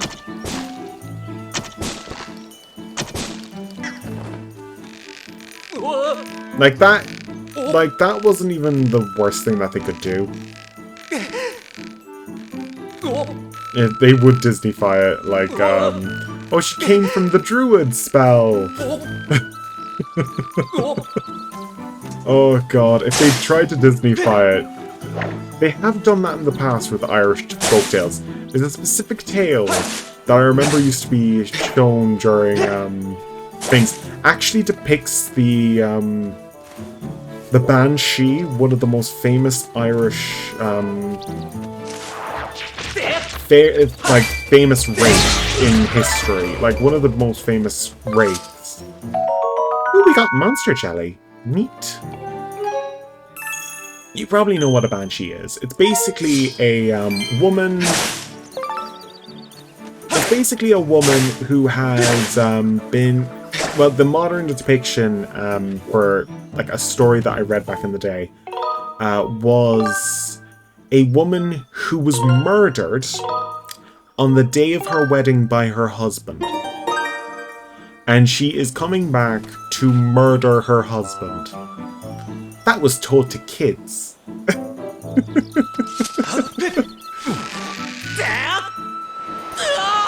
They're keying your house and yeah, you're soon to be dead. You thought that's basically that's the depiction of the. I think that's the Scottish one. I think, but they do specifically target spouses of recently dead women. You thought probably if they usually target it is literally that is the thing. Like if you hear one, you're gonna die soon. You're gonna die soon. It's not nice. And I think I know what actually causes the banshee, where the actual banshee comes from. It actually comes from screaming. It's not owls or any of those things. It's actually from foxes. I found out recently enough, in the past few years, that foxes make a very, very realistic female scream during the night. They actually make like a proper scream, and that terrified the shit out of me when I first heard it. It was like an actual like scream, like a woman being tortured scream. It was terrifying, like a horror movie scream.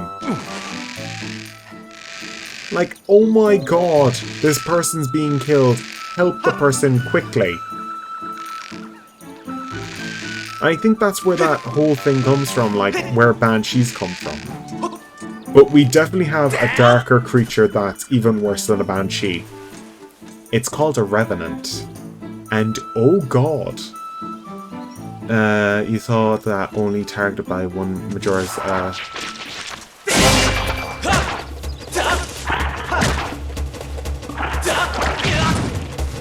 you thought, only target, major families. Okay.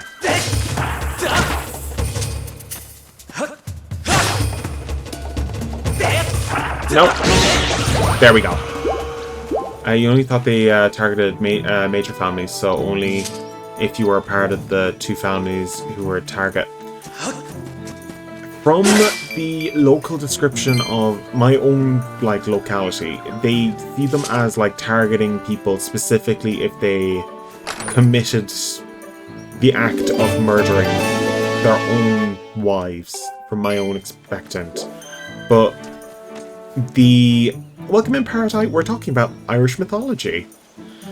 But that's the local depiction. There's also many other monsters in Irish mythology that are pretty evil by nature. But like the Revenant is particularly scary because they hunt people down.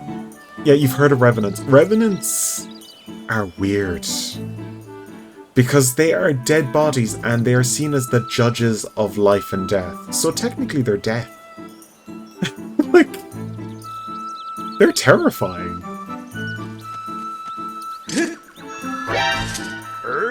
Oh. Now, there's a face I know. Hey, bud. What's this? It looks like one of those blocks. I'm gonna talk to him. Tell your timing can't be better. Look here, I stumbled upon one of these things just now, and it looks like something I have seen in those ancient texts. In some descriptions, they don't know they're dead.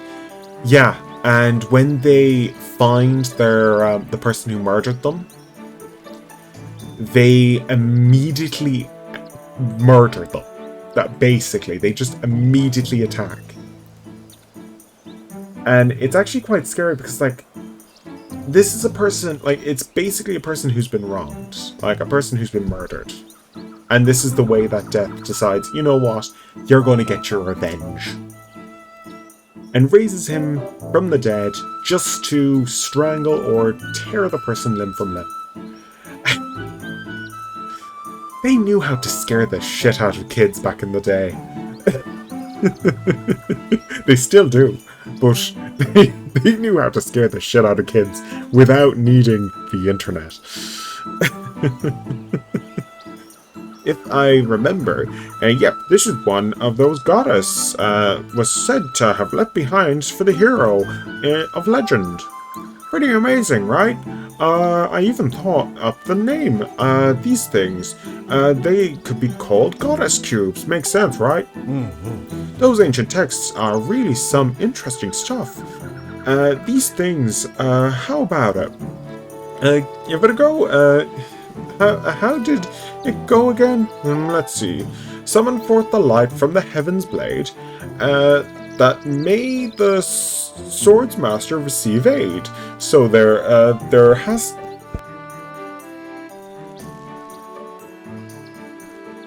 in some depictions, as well, revenants would kill anyone. Yeah, that's another thing as well. Like, they would get revenge for other people as well. It's terrifying. Just imagine if there was just a person who was apparently dead, but is just walking amongst you, and you wouldn't know. It's known that the Legend of Kelpies was used to keep kids from playing near waterways. That is another thing. Kelpies, and also I love, if anyone has seen the recent DuckTales remake, they actually have Kelpies in one of the episodes, and I really love how they depict them of like being these pretty horses who want kids to swim in waters with them. And they just slowly get more demonic as people refuse to swim with them. Why did you come swimming in the waters with us? If you touch their mane, you get glued to them, and you get dragged underwater with them. They're basically the mermaids of Ireland, and Scotland as well, but they're not the only mermaids. There's also the tribe of water that was in the northern areas, which were depicted as black individuals. They were seen as black individuals, but they were probably depicted from the original Irish, who, weirdly enough, also the film Revenant, not folklore accurate. Definitely. But like, I'd say where the whole folklore about the original Irish that were on the island, which we know, for some reason, had black skin.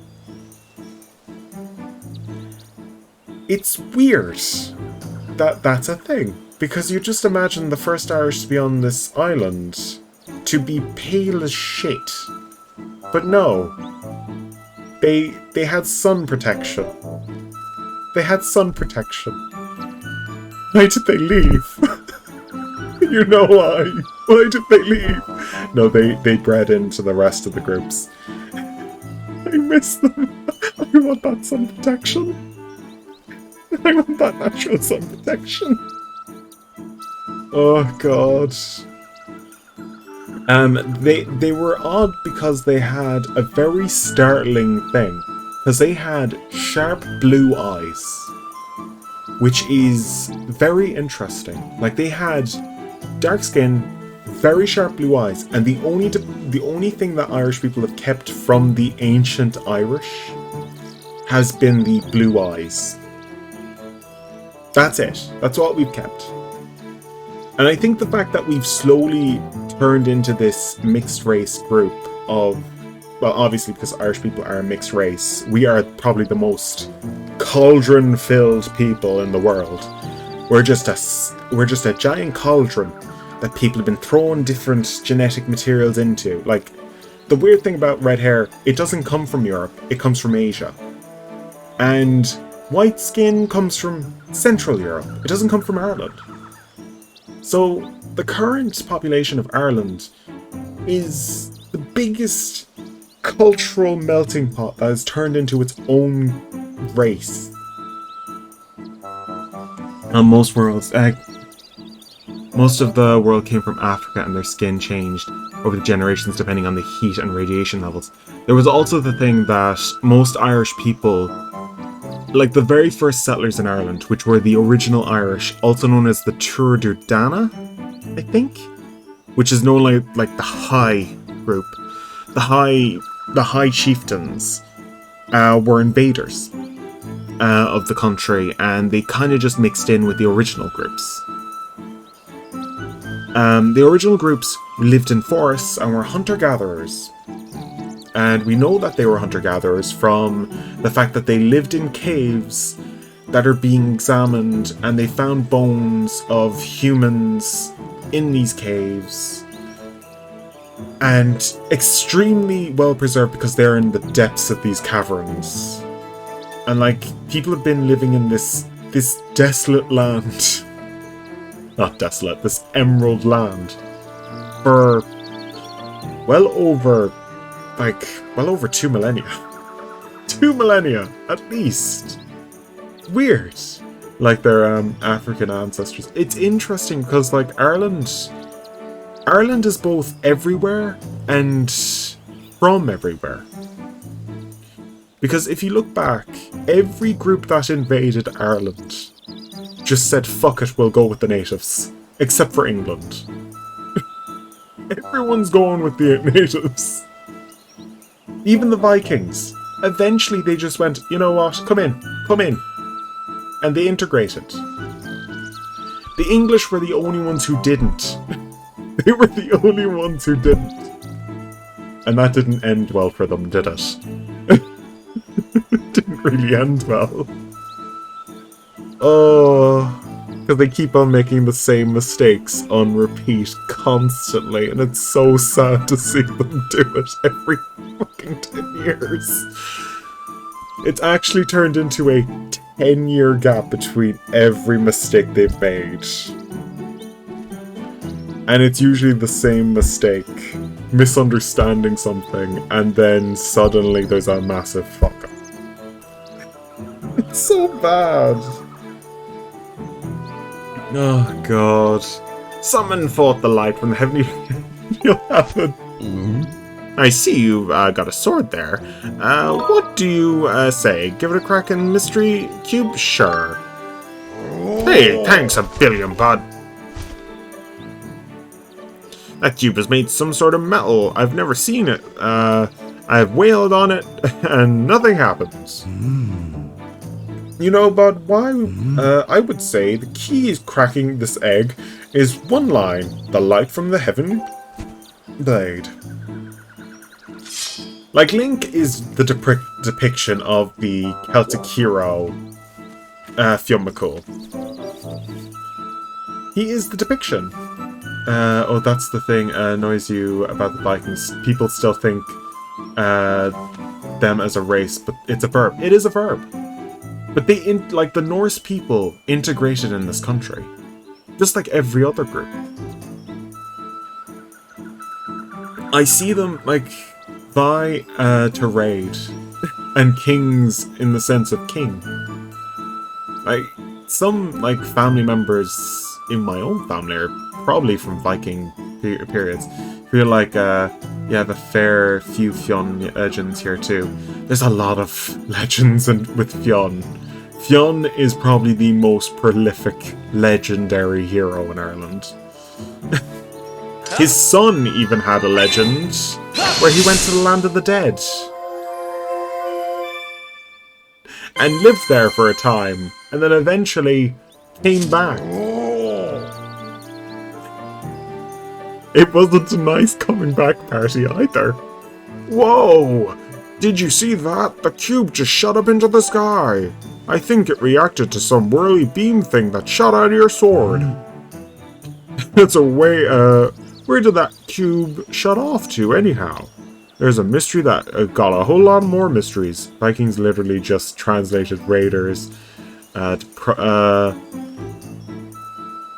proposition of not the people.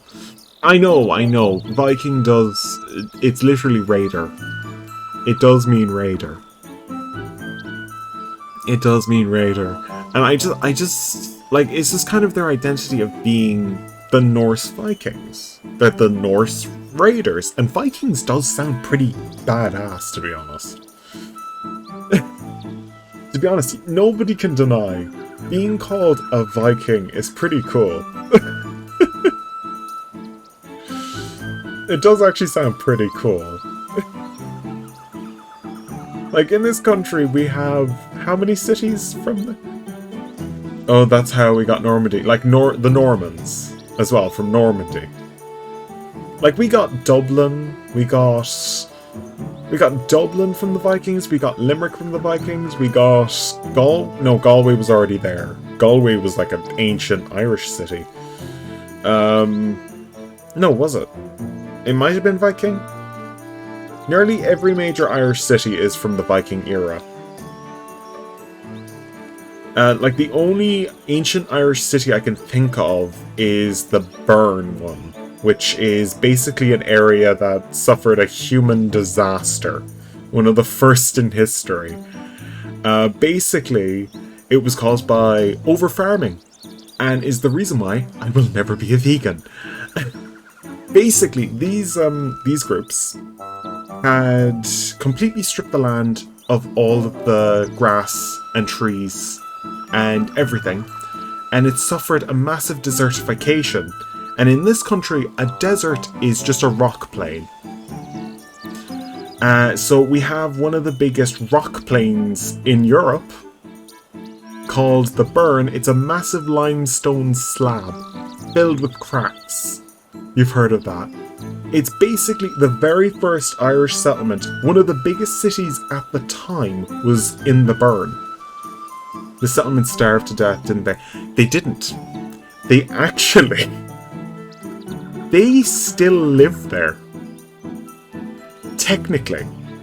People who live in the Burn... People still live in the Burn. And they've always lived there. The settlement itself didn't starve. They went mad. Completely mental. They went from, basically a high-end culture of being high-end technology and everything. Might be thinking of something else, but the Norse settlement that... Yeah, there was a Norse settlement that did starve to death. There was a Norse settlement that did starve to death. For a country so lush and green, we had a lot of starving to death. It's weird. How did that happen? Came down a settlement from modern-day France, and the Franks referred to them as the Northmen, and referred to the area as Normandy. Which, Northmandy. I just like how they got their names. Like, the Normans are pretty cool as well. On account, it's really bad farming practice. Yeah, basically. And it's also the reason why farmers are quite adamant that crop farming in the west coast of Ireland is a idiotic idea. It may have good calcium carbonate in the soil, but it's idiotic. Like, anybody who says that you could plant plants anywhere, you can't. You need a certain amount of pH, you need... Like, there's an exact science in science called soil science. Like, there's an entire subject that farmers study 4 months on. Like, it's ridiculous. It depends on what you want to grow. Yeah, and it also depends on how much you want to grow as well. And the actual productivity of the soil, what the soil can do, and where the soil is from, and what the soil is made of, and what is in the soil, who lives in the soil, the rain that comes from the sky, the natural habitat, the animals around it, and also if you want to be a vegan and you think you're going to be eating organic, the only way you're going to be vegan and eating organic without killing animals is by growing your own. No farmer is able to do it without any amount of death. There is nothing. We can't do anything about that. If an animal is going to eat our food, eat the food we're about to sell, we're going to have to do something about it. The humane way is to release it in another area, which a lot of farmers do. I do that. I release a lot of those animals in areas that I don't want them near. I try that. It's hard. It's hard to do this job without... The fauna itself is a major problem. I'm sad that that's a major problem. Humidity, that's another thing. Drainage, oh god, drainage. Drainage Drainage is a big job. You definitely can't grow anything anywhere. You can't. It's so bad. Like actually being sanely. Oh, insanely. Sanity. It's all a bit complex. It really is. Some people think it's just stick a seed in the ground, it'll grow. It won't grow. My grandmother told me, if you're going to plant something, you need to really care for it. It took you ages even to grow houseplants. Yeah. Like, houseplants are difficult to grow. And then think about the carrot in your pot, like you're cooking. Like, a lot of work went into that carrot. And it's not going to feed you for long. And then animals themselves. We raise these animals for 3 years. It takes a long time to get your food to you. It's not. It might sprout, but it's not guaranteed. Yeah, it's not guaranteed to grow. 98% of the country is. Yeah, it's unlivable and useless. Like, it's so bad. And then you just hear people screaming that you should be vegan. It's going to cause more damage than not. You need to literally make massive greenhouse structures. And farmers have always been in the sense of, we ignore city folk because all we hear is background noise and restrictions to what we do already. When we're not the problem, they're the problem. And it's so maddening. We're selling you products, yet you're very angry at us. We can't do anything about it. That's how the plants work. That's how a cow works. Like in the most recent years, one of the biggest things that have happened in recent years is the whole thing about the government trying to crack down on cow farts. I can't stop my cows from farting. And I also can't stop 500 people from farting. What am I going to do? To balance things more out, better. A bit of meat, yeah, have a fine balance. That's the only way we can really do it, because we are omnivores. We need to balance everything. Vegans used to.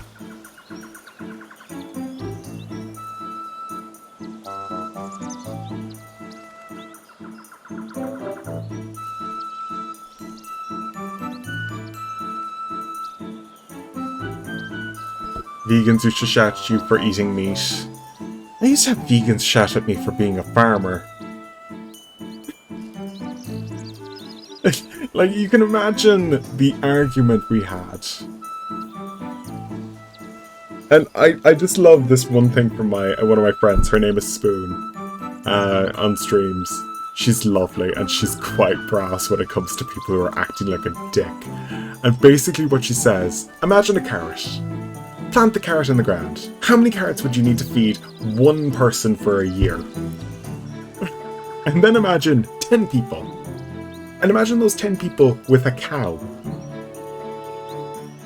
Like, one cow to 100 million carrots. Most vegans, you know, it's not about the environment so much, it's about a welfare. Yeah. And it's just a problem. Spoon, that's screen there. She's a Spoon Spuds, I think her name is. She's great. She's a great person. She could be a real lovely person. She's lovely, but she could be right brash. You know, local smaller farmers that do what they can. Like, that's all farmers can do. Like, I'm a small farmer. Like I live in a country that is lush and green all year round. So I'm lucky in that sense. In other countries, it'd be difficult. I know, like, our country is built for farming. It's known as the granary locally. The granary of England, it was once known as. Because it kept England from starving during the famine. You know, like, we can't do much about it. Like, I know a lot of vegans would love that everyone could do what they do. Like, I'd love to see more people do the vegan thing. But it's just not viable. It's just not viable. And even if nutritionists say it's viable. Have you seen the UK's shopping markets? They're barely able to keep carrots and other veg and fruit on the shelves. It's not viable. Like, oh god. And like, I just don't understand myself why they think it's a good idea. And I know I'm making myself a target for that weird woman who shouts at people, but fuck her. She's a weirdo. She's a weirdo. Like, I've always loved chickens, and I've always loved cows. Certain cows. Some cows can go to hell. Some breeds are just evil. There's my favorite breed is the Limousine White. They're so adorable and so huggable. Limousine Whites are basically a mix between Shirleys, which are a grey cow, and they're very big. And Limousines are these very red cows who just have long hair. They're like, they usually have short hair most of the year, but they're very huggable. They're very much like Highlanders, which I really want. I want Highlands. People like it so much. I've studied this stuff for years. I know a lot about farms, and I work most of my day on a farm, along with working in a hotel. I don't have much time to myself. But I'm not exactly an agricultural scientist, which is the title I'll have to eventually take, which is the actual name of a farmer. Like, farmers rather the term farmer than agricultural scientist, because if you're an agricultural scientist, it means you've got a degree, and I don't want that to be me. For most part, there are people trying to do good and make difference. Some of them are absolutely argue till they're blue in the face, and I'm resolutely familiar with their arguments. Yes, I know full well night flap. I've experienced it. I just find it weird that they try to do it to me because I'm a farmer. I know about the soil. I know about how farms work and how birds work and how cows work. I just find it weird when a townie tries to argue at me. But in this country, vegans are not seen well for a good reason. Mainly because they keep on targeting small businesses, mainly butcheries, and elderly women.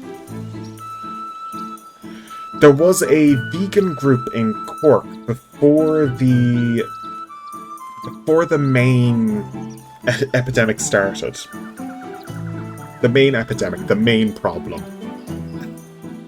We're just going to brush that off. Before I started streams. Where they basically, there was like a public announcement that an old woman was like basically scared off from her local butchers. This is a woman who's going to her local butchers for years and years and years. And she couldn't go back until her son was with her because these people were like literally running up to her and shouting at her to stop eating meat. This woman was in her 80s. She's probably going to live longer than any of those people, like, who shouted at her. My grandmother famously lived up to the age of 97 on a meal. Her favorite dish was cabbage and bacon with a small amount of mash. And that's a very, very salt-filled dish. She lived up to 97 on that. Just cabbage and bacon and mash. It's like, that's all you need. That's all you need to live. She also added salt to that dish, and I just always loved watching her. Whenever she'd just get her dish, she'd just have her like plate and everything, and she'd just pour out a little bit of salt. And her version of a little bit of salt is like a small little mountain on the side of the plate. It was so nice to see her every day doing that. Oh god, I adored my grandmother. She was a lovely person. It was just so funny to see it every day. She lived for so long, and she was such a lovely person. But if anyone tried that with my grandmother, I'd punch them. I'd knock them out. I would. No doubt in my mind. It's good. She was good. She was a good person, and she just Oh, it was just one of the funniest things I've ever seen a person do. Oh, God. I had one grandmother who smoked a lot, and I remember her house. And, like, she was a tough woman. She faded away eventually, but she was very tough. Like, you wouldn't believe that she was ever sick. She could probably tear you down, no problem. She didn't need help in an argument or even a fist fight. She'd just tear you down. She'd bring you down like a sack of bricks. And she was great. She was a great grandmother who was honest, brutally honest. When I was like young, before like she died, one of my most remembered memories of her was the time that she told me that I was the gay one. She just pointed it out. She called me the queer one. Like, two grandmothers. It was so nice, but like, she literally just pointed at me and said, "You're the queer one." She just simply pointed it out, and I was like, okay. And she was like, and I remember her. My final conversation with her was, "Don't let anyone get you down, because nobody's worth your energy. Just live your life to the fullest. It doesn't matter what people have to say about you. Just live your life, and everything's going to be fine." And that was the nice way of saying it. She said, "Don't let any shits get you down." Don't let any shitheads get you down. You can see where I got my cursing from. Oh, she was a lovely person, but she was real tough. Oh, God. She had to raise 10 kids. I do understand why she was tough. She was a tough woman from the 50s. And she powered on through. Oh, God, I should continue on with the story. This is going to be the longest video for people who are watching on YouTube. If I ever edit this down, I don't know how. You never knew the grandmother who raised 9. Oh, God. I didn't know my grandfathers. Both of my grandfathers died well before I was born. Both of them died of stuff to do with smoking. You knew the two, like, two who raised 3 each. Both my my grandmother on my father's side raised 3, and but she like ran an entire farm and did all the crops and everything. If she didn't have 2 plastic hips in her old age, I don't think she would have ever stopped walking and moving and doing those jobs. She would never stop. She would probably be still running an entire farm up to her dying day, if it wasn't for the fact that she just couldn't anymore. Like, she had pretty much destroyed her body from being a very hard-working woman. And the other grandmother had pretty much retired from house life, and she was basically raising more kids. She told my mother one thing about bottles. You know those bottles that we feed kids with? Those bottles. There was like a disinfecting way back in the 90s that wasn't exactly sanitary, and she said this to my grandmother, to my mother, that is not going to be good for your kids in the next few years. That's not going to be a good thing to give to your kids in the next few years. We'll just give you the bottle straight after putting it into a lovely pot of hot water. Should take it out and then just put the milk in and just feed you. She would just be brutal constantly, but she was right. Disinfecting babies' bottles should be done through the method of boiling water and putting it into the thing. Plastic bottles, don't really do that. And I think glass bottles shouldn't be given to kids either. We're probably too clean for our kids. We are too clean for our kids. Our kids need some dirt. And she used to say this about, like, kids need to get sick. They need to get sick. When I was young and I was 7, I was sick for 2 years because of this practice of being too clean for babies. Babies, if they get sick, it's a good thing. If a kid gets sick when they're young, it's a good thing. Just make sure you treat it. Like, as long as the bottle is clean and it doesn't really matter if it is sterile. Like, just clean the bottle. If it needs to be sterile, use hot water to sterilize it. Because we do that with cow. Like, cow milk is done in an entirely sterile environment. Well, mostly, because you can't really sterilize cows completely. Otherwise you don't have another cow. You're not a mother and you haven't raised kids. Same here. I'm not a father. I never will be. Because I'm gay. But it's just the danger of kids getting sick. Like, I remember another one of my cousins also suffering from the same... Like, I had a chest infection. I didn't get over it for 2 years.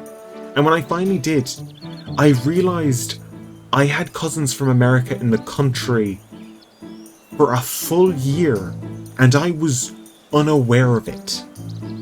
I didn't know that my American cousins had came to the country. They were in the country. They'd been in the house about 5 times. And I didn't even realize it. Because I was so sick. Oh god, like... And it's probably caused by that whole sterilization of cleaning bottles with ridiculous things. Like, it hasn't affected our immune system, but it does stint it a bit. And it's kind of sad that people are not listening. And it's also caused by the Victorian era and the whole thing of everything must be clean, everything must be clean. The Victorians are definitely... Like, have you ever read a book? There's a book from Victorian era. The thing is, well, psychologically, kids need to experience not outright danger, but stress and pain, injuries, and they need to explore and hurt themselves and fail. Yeah, they need to fail. Kids not failing nowadays has just... We can see that, like, there's a reason why this channel is an 18+ channel. I don't want kids around me. Kids nowadays are a bit too... Like, I was born in 1999, and I think the kids around me were a bit too confident. And when they did fail, they probably had, like, parents who were literally just hovering over them all the time. I hate when my father hovers around me. I hate when he does that. I hate it. I hate when people hover around me when I'm doing DIY, because it just feels like you're trying to suffocate me. Being too protective makes you more vulnerable in the long run. And I remember, like, one of my worst experiences in my childhood was when I was at my most vulnerable. I'm not going to talk about this, but I can tell you that nobody knew. Until I was the only one who knew until recently. That this person was capable of such a thing. And it's not good for kids. I did not trust anyone after that specific thing. And that's a thing. That's the thing. Vulnerability can cause a complete change in a person if that vulnerability is exploited. Because it makes people close off. Like, in my case, I completely closed off to everyone. I became angry, and a lot of people saw this change around the same time period of me just suddenly changing to this closed off, harsh person. From this very happy, jovial person who was relatively thin. very cute young kid who would jump around and be kind and rarely be argumentative. That suddenly changed after that event because I put up my walls and they stayed up. I don't think they ever came down until I met AU and Kato. And even Spoon knows this for a fact. I was very much like, walls were up all around me, and if something tried to hit me or anything like that, of like anger of some kind that I didn't understand, I would retreat into this ball of a mess. Like, I wasn't exactly an easy person to get along with because of this. And I knew what was causing it in the back of my mind. I can tell you one thing. The only reason I don't fully remember the entire thing, if someone has a constant loving caregiver, someone can rely on, it can be a negative. It can be a negative. Like, the only reason I don't remember this full memory is because I had ran into a lamppost in Dublin several days later. Not much of my memories from that month is still there. But you'll notice a change around August where I suddenly kind of get a little bit down. I know what happens. I know what happens now, and I know why it happens. I know why it happens. I hate that it happens. I hate that this person keeps on coming into my mind. But that's the problem with depression and people. And the factor of being vulnerable and not allowing your kids to experience some pain and stuff. You have some anniversaries coming up in April. Yay! I do as well. Not looking forward to trauma. That sucks. It really does. I have my streamiversary, my 4-year streamiversary on this channel on August 9th, which is Easter. Yeah! The Easter one! I actually have 4 stream anniversaries every year. Well, the first two of the year. It's good to be a happy one. Good to be a happy one. Like, my September one is Frying Friday. My Christmas one is my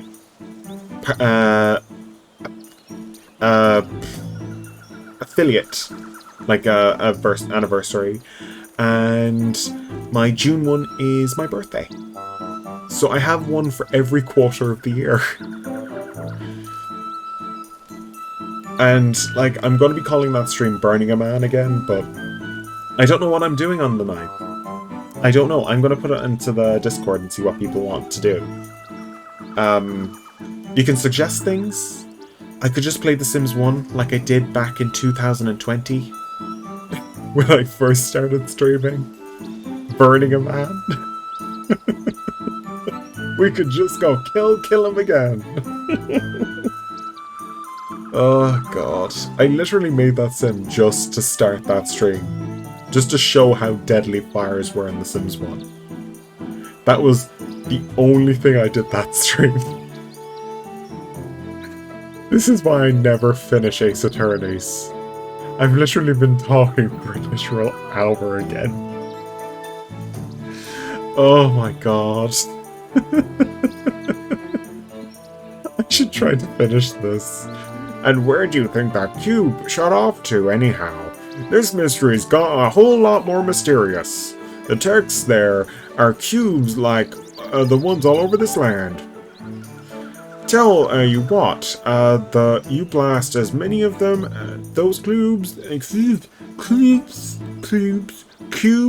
as you find, and if you find out any more along the way, you come see me. You prefer talking when you're playing the game, talking about bullshit and interesting or not. Just keeps your mind quieter. It really does for me as well. It's nice to have something to keep the mind occupied.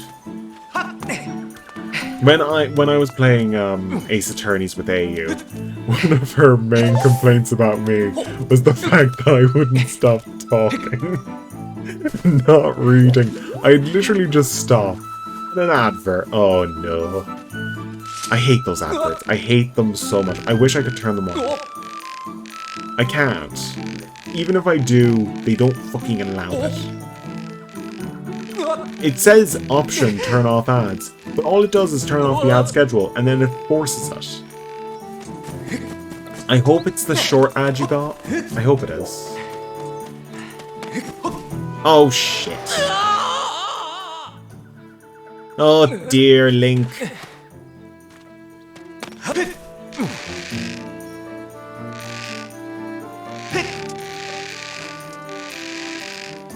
I keep on forgetting it's the other one. Is it really skydiving when you are actually falling to your death? Technically it is. It's bungee jumping without the rope. Bungee jumping without the rope. But there is, we will, like, Skyward Sword is very interesting. Have you ever played Skyward Sword? Night Flap?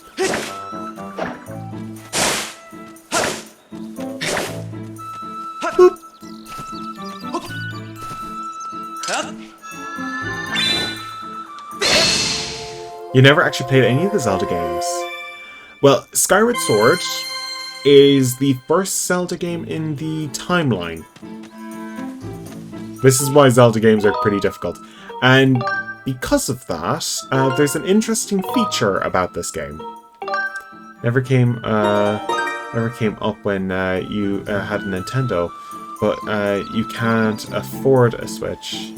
You're sure you'd love them. Yeah, Zelda games are great. They are great. I would say this on stream. You could do it the other way.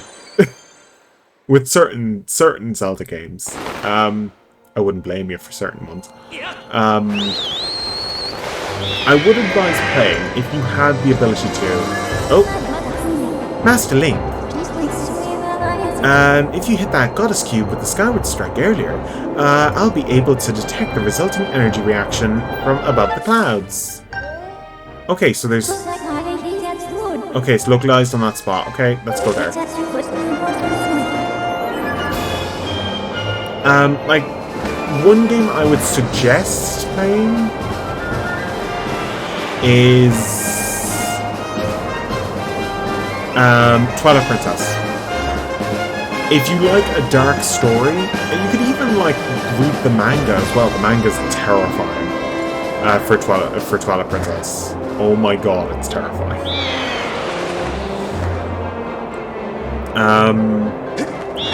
So if you were to, like, the manga starts out pretty much like the actual book, except for the fact that there's like a huge plot point about Link that I'm not going into. If you decide to read it, it's a great manga. Great manga.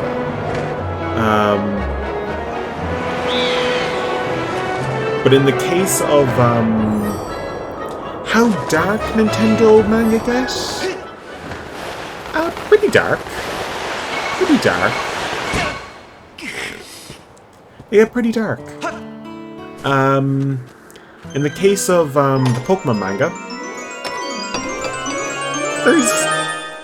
they get pretty dark. You got an additional pouch thing. The Pokemon manga, it's probably one of my favorite mangas of all time. The Pokemon manga, obviously. Now let's get the other one.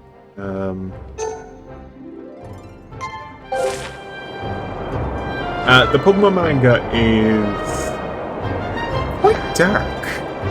My very first introduction to it was the Johto comic, which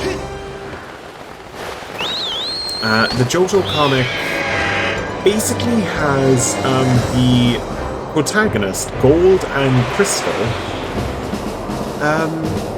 get like, quite a lot of physical abuse done to them. There's quite a lot of damage.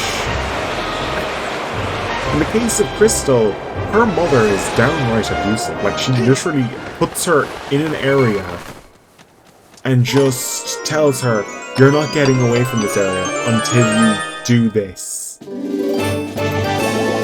She's just really mean to her daughter.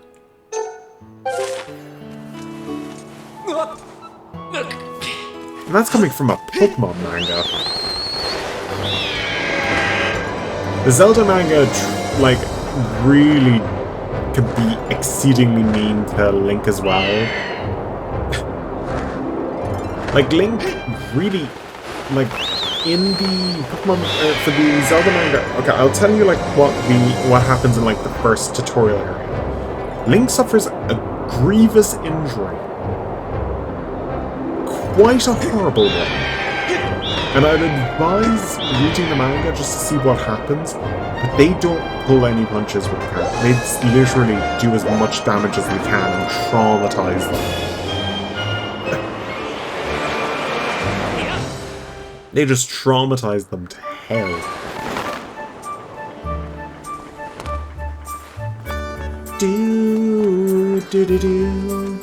Okay, where are you, Beetle? Oh, there you are.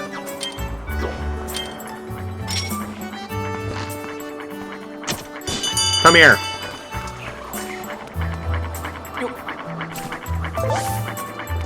Okay. No! Wait, can I just climb it? Oh, I can grab it. Okay. For anyone who hasn't played, well, who hasn't played... Oh, for God's sake. For anyone who hasn't played... Who hasn't played Breath of the Wild, you're about to meet someone who comes from the Wind Waker era.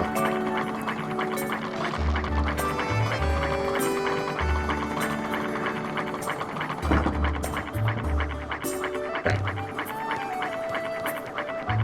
What's up here? Okay.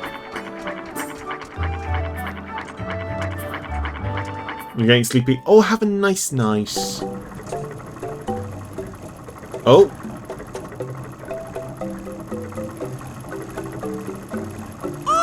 Oh God, Beetle, what have they done to your face? Oh, you come all this way. It's a rare to have a customer here. Beetle's Air Shop is everything you could ever want. Please take one look around. And if you actually buy something, it'll be even better.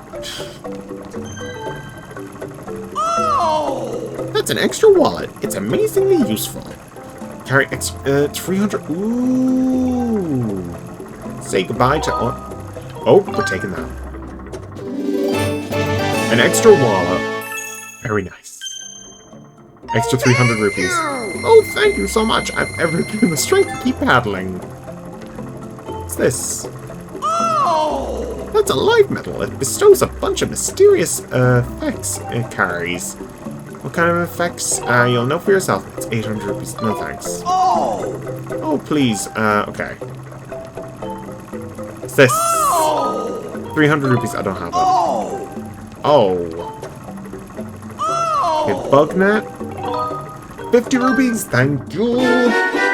You got the bug net. It's useful to catch bugs and other small things when you are hunting bugs and other stuff. Okay, there we go. Very nice. Thank you! Oh, thank you so much. You're giving me strength to keep pedaling. You know, why I'm on a bicycle? Yeah, why? Oh! Aren't you a curious one? I pedal this bike to generate enough electricity to keep this place in the air. Plus, all the pedaling has got me in fantastic shape. Yep, I see my lifestyle is pretty eco-friendly, but with you on board, it's plenty extra weight, so I have to pedal even harder so I can. Oh, sorry, I didn't mean to be rude. But please, look around. Okay. We're gonna do something.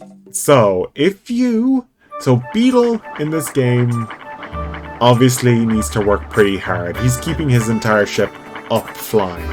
Don't know why he doesn't have a balloon. If we go in here,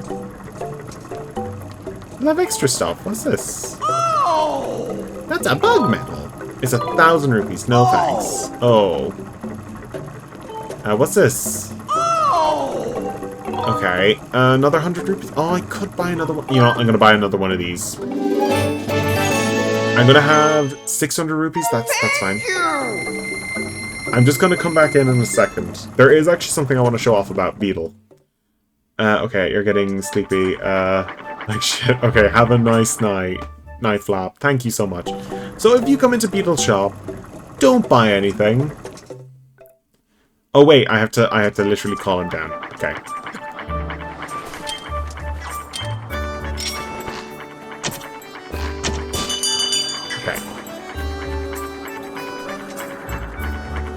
Okay, there is actually a thing you can do to make Beetle very pissed off at you.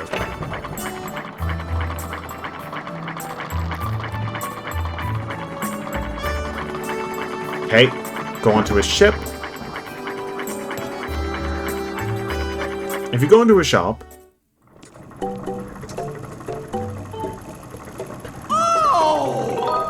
Nope.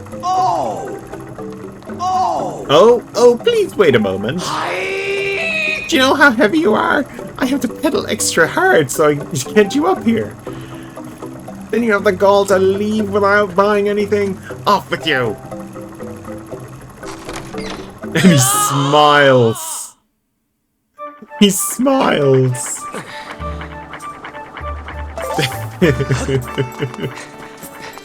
Oh, God. Just wait a moment. You have the gall to leave. Okay, let's talk to you. Oh, yeah. Upgrade gear.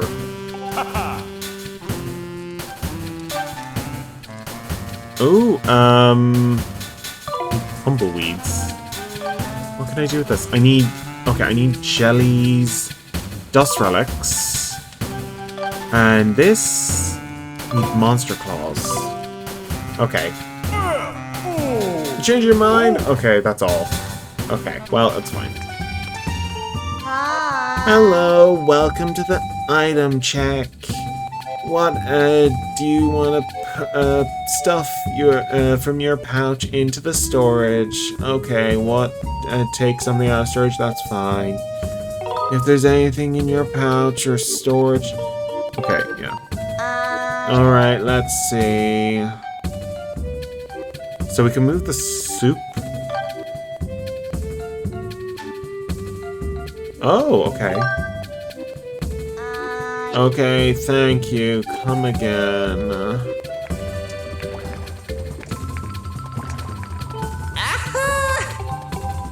A seed satchel? Interesting. Also, this guy looks a lot like the Happy Mask salesman, which scares me. I love all the little things, like if you don't buy something from them, they actually react. Most of them do anyway.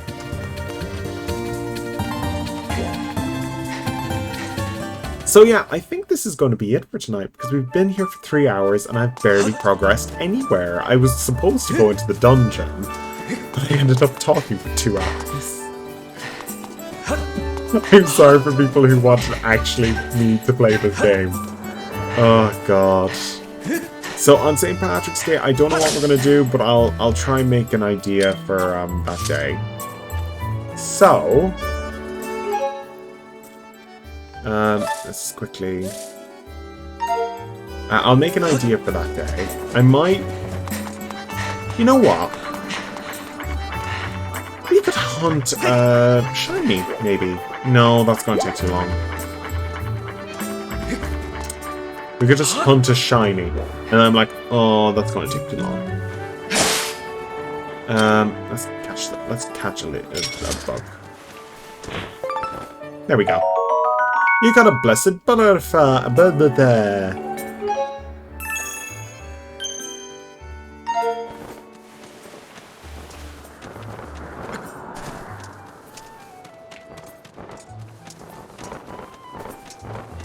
This is how to catch butterflies. Thank you so much for coming. This is how you catch butterflies. Just waggle. Waggle to victory. There must be butterflies over here. Waggle. The Legend of Zelda. Fishnet sword. He looks so angry while he's bloody. While he's waving this around.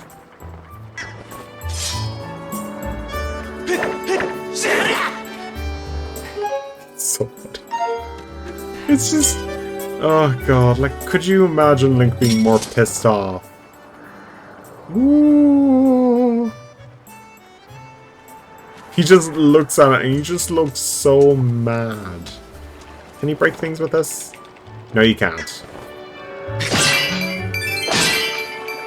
Lovely.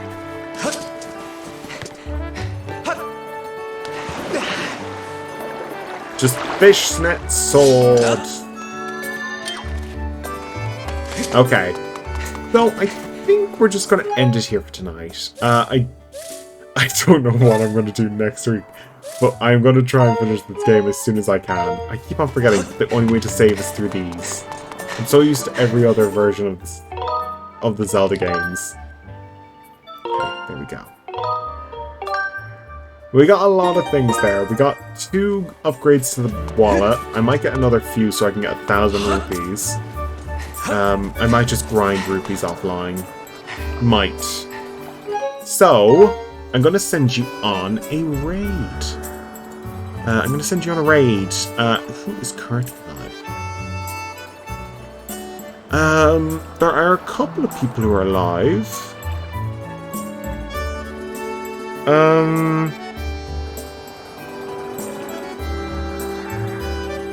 Okay.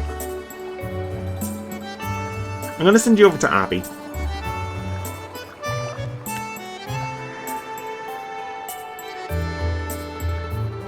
She's currently playing Figment. I've heard of this game, and it's something that has been interesting me, so... I just don't know what it's about. So, I'm going to see you all next time. For more... Sim stuff, I think, tomorrow. Friday, I don't know. I might be just Hitman. I haven't changed my schedule yet. It's still on the Simpsons Hit and Run one. I'll put the new schedule up, but I know what I'm doing. So thank you all for watching, and I'll see you all next time. Bye, guys!